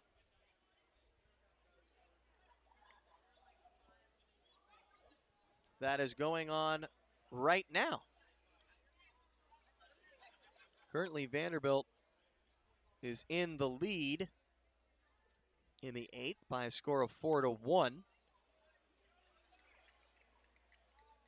over Georgia Tech. So if that score holds, the Sycamores will play tomorrow in an elimination game at 2 p.m. Central at Hawkins Field down at Vanderbilt. They would play Georgia Tech. As the 2-0 misses out, 3-0 now on Quincy Nieporti, excuse me. And DeJesus keeps up with that Sycamores team that he spent some time with. Between 2015 and 2016, the 3-0 is a called strike. Back in 2016, DeJesus and ISU out of Terre Haute made the semifinals of the Missouri Valley Conference tournament, as this is hit well out toward right center field, but not going to be much trouble for Miles Gordon. Tagging is the runner from second. The throw goes to second. So there are 2 outs now in the bottom of the 8th as Matt McGarry is over at third. And that 16 team was pretty doggone good, and if you want to know just how talented it was, we'll take a look at the fact that 2 alumni of that squad have now played in the major leagues. Yeah, that's right. 2 of Andy DeJesus' teammates with Indiana State University, Andy Young and Hunter Owen, have made their debuts in the big leagues in the past 2 years. Hunter Owen was the most recent of the pair to enter into the big leagues. He is a third baseman now, and he made his debut for the Pittsburgh Pirates as the first pitch curveball to Angelo Gums misses high. Back in early May, where he had the opportunity to play in 3 games, he got 4 at-bats. He did not register a hit. He's back with AAA Indy now. Another curveball, another ball outside, 2-0.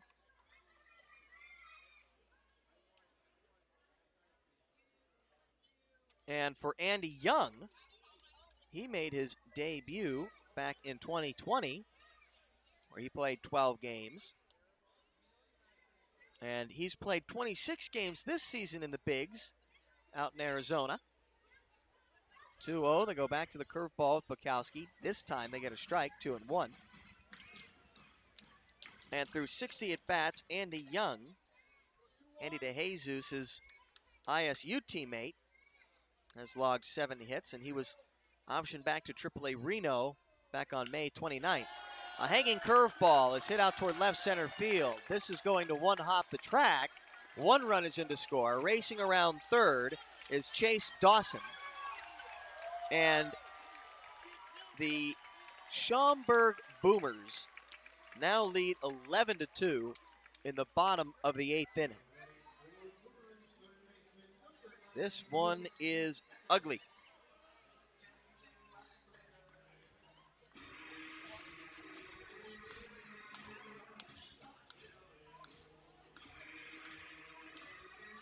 Otters will likely be handed their second loss of the season. Not over yet, but it is looking that way at the moment. They've still got to get an out here in the bottom of the 8th. Luke Becker batting. He's 2 for 4. He's homered. The first pitch to him, 83-mile-an-hour pitch there, misses outside. But they had and have had a really hot start to this season. They went 7-1 through their first games. You know now that was their hottest start since 2008. As this is hit well out toward left center field, going back. And my goodness, the route is on. A 2-run shot to left center field, just clearing the wall. Luke Becker has hit his second home run of the game, and the Boomers now lead 13-2. Boomers getting their revenge for the 15-2 final on opening night here that the Otters were able to post.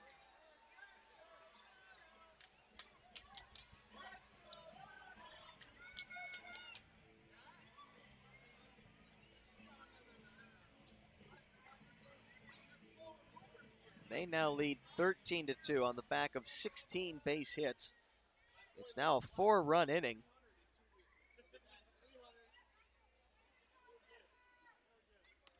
First pitch, changeup to Nick Odo is swung on and missed. Odo 1 for 4.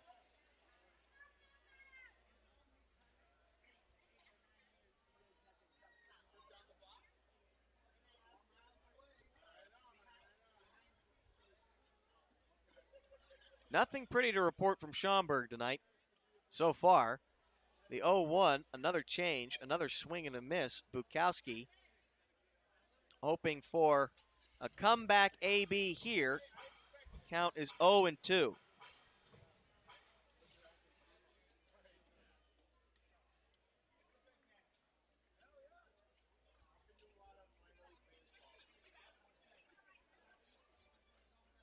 Oh, 2 pitch.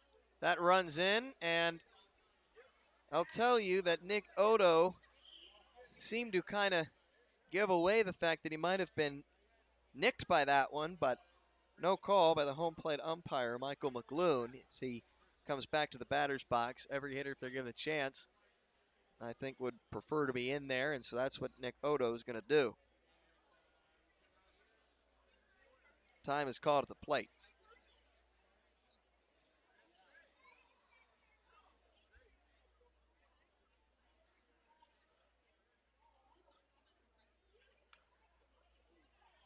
One, two, fouled back.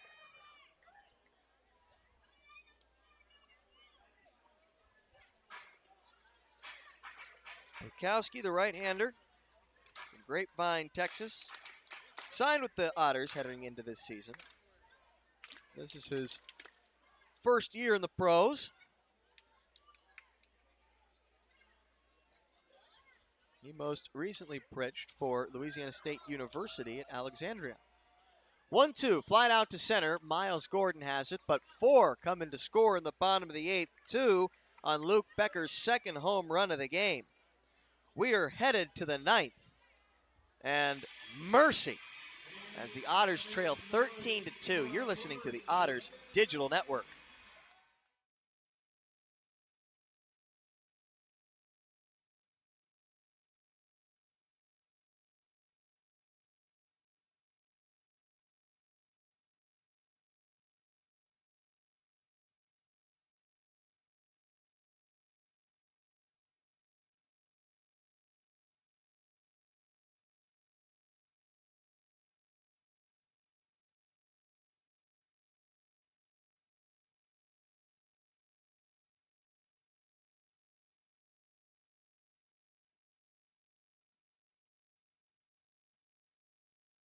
Looking to buy a new home? We've got a sweet deal for you. Get a home sweet home mortgage loan from Heritage Federal Credit Union and get a great low rate, plus get $500 cash back.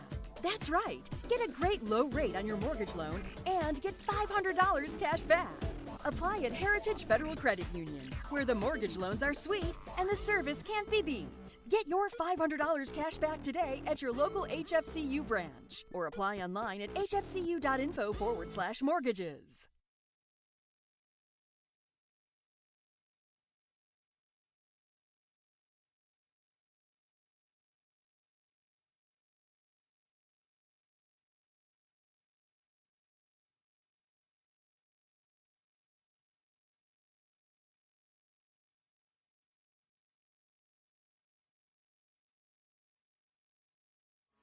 Last chance for the Otters in the top of the 9th. It would be a Herculean effort Or I don't know who's more powerful than Hercules in the Greek pantheon. Is that a Zeusic effort? What would be the adjective form of Zeus? It would be wild. They're down 13-2 in the top of the 10th. Stranger things have happened in this game. They're going to have to face another lefty. They didn't really like having to face Aaron Rosick through the first 7. He allowed only 1 run, but they've got to do it again. This time it's Daryl Thompson, 6'4" left-hander, 185 pounds. He's 27 years old. He last played for Schaumburg in 2019. The Middletown, Virginia native is an experienced 1 player. And he will face Christopher Pools, Miles Gordon, and Andy DeJesus, 1, 2, 3.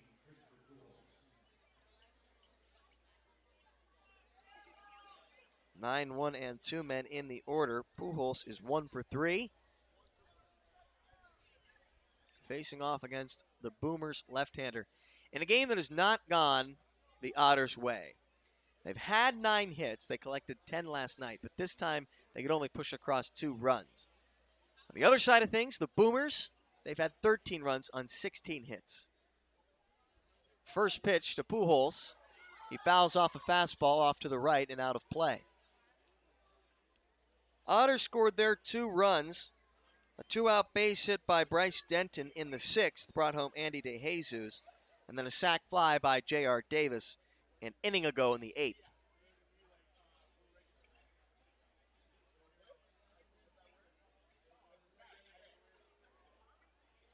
0-1 on its way. Cut on and missed by Pujols. 0-2. He couldn't catch up to the heater at the top of the strike zone. 0-2. Otters are going to try for better tomorrow. They've got 2 games to do it with. The 0-2 coming to Pujols. Fastball misses up and away at 90 miles an hour from Thompson. It will mercifully bring an end to a stretch of 1, 2, 3, 4, 5, 6, 7 games in 5 days. 1-2 on the way. That's cut on and missed for strike 3. Pujols down on strikes following a 1-2 fastball, 1 out in the top of the 9th. They had to play 7 games in 5 days. They've got that big doubleheader tomorrow. Now, a Pyrrhic victory might be something like this. You're trying to look for bright spots in a game like this, down 13-2. The Otters have only had to use 3 pitchers. They've burned out of their bullpen Denver McQuarrie as the pitch runs in and almost gets a piece of Miles Gordon, batting now. It's 1-0. They've used Denver McQuarrie and Reed Bukowski out of the bullpen, and then they got their spot start from Tim Holdgraffer. Guess how many pitchers that the Boomers have had to use? They've also had to use 3. They started off with Aaron Rosick. He turned out a beautiful performance. The 1-0 curve is in there for a strike, 1-1. Then they went to Isaiah Rivera for an inning. And here is Daryl Thompson. 1-1. Pitch is fouled back against the netting. 1-2 now. So it's not a game in which you've given up 13 runs and you've had to use 5 or 6 pitchers like you might expect. You've only had to use 3. And when you're quickly looking to the next page, as the 1-2, yes he did, says home plate umpire Michael McGloon. Back-to-back punch-outs now for Daryl Thompson as Andy DeJesus comes to the book.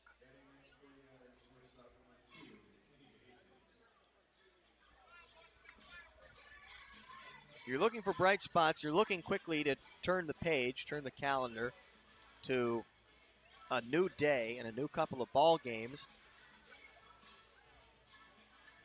What can set you up for better? Well,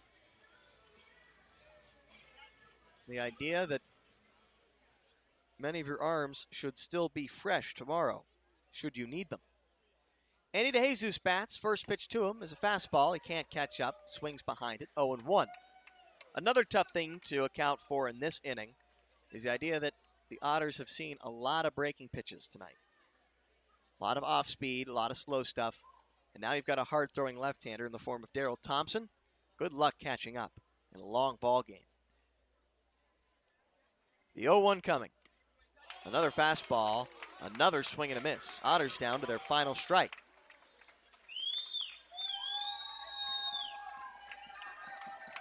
The fans getting into it now. They've been treated to a good one. Their Boomers a pitch away from improving to 4-5 on the season.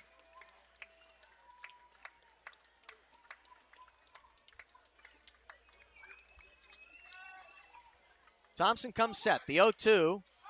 DeJesus fouls it back and out of play. Into the stands.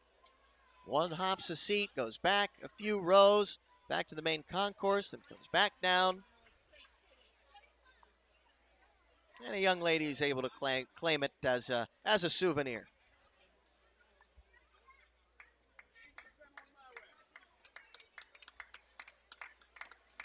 So they'll do the two-strike dance again. Thompson versus DeJesus. 2 strikes, 2 out in the top of the ninth. Fouled back against the netting. DeJesus starting to catch up to that fastball now, 0-2.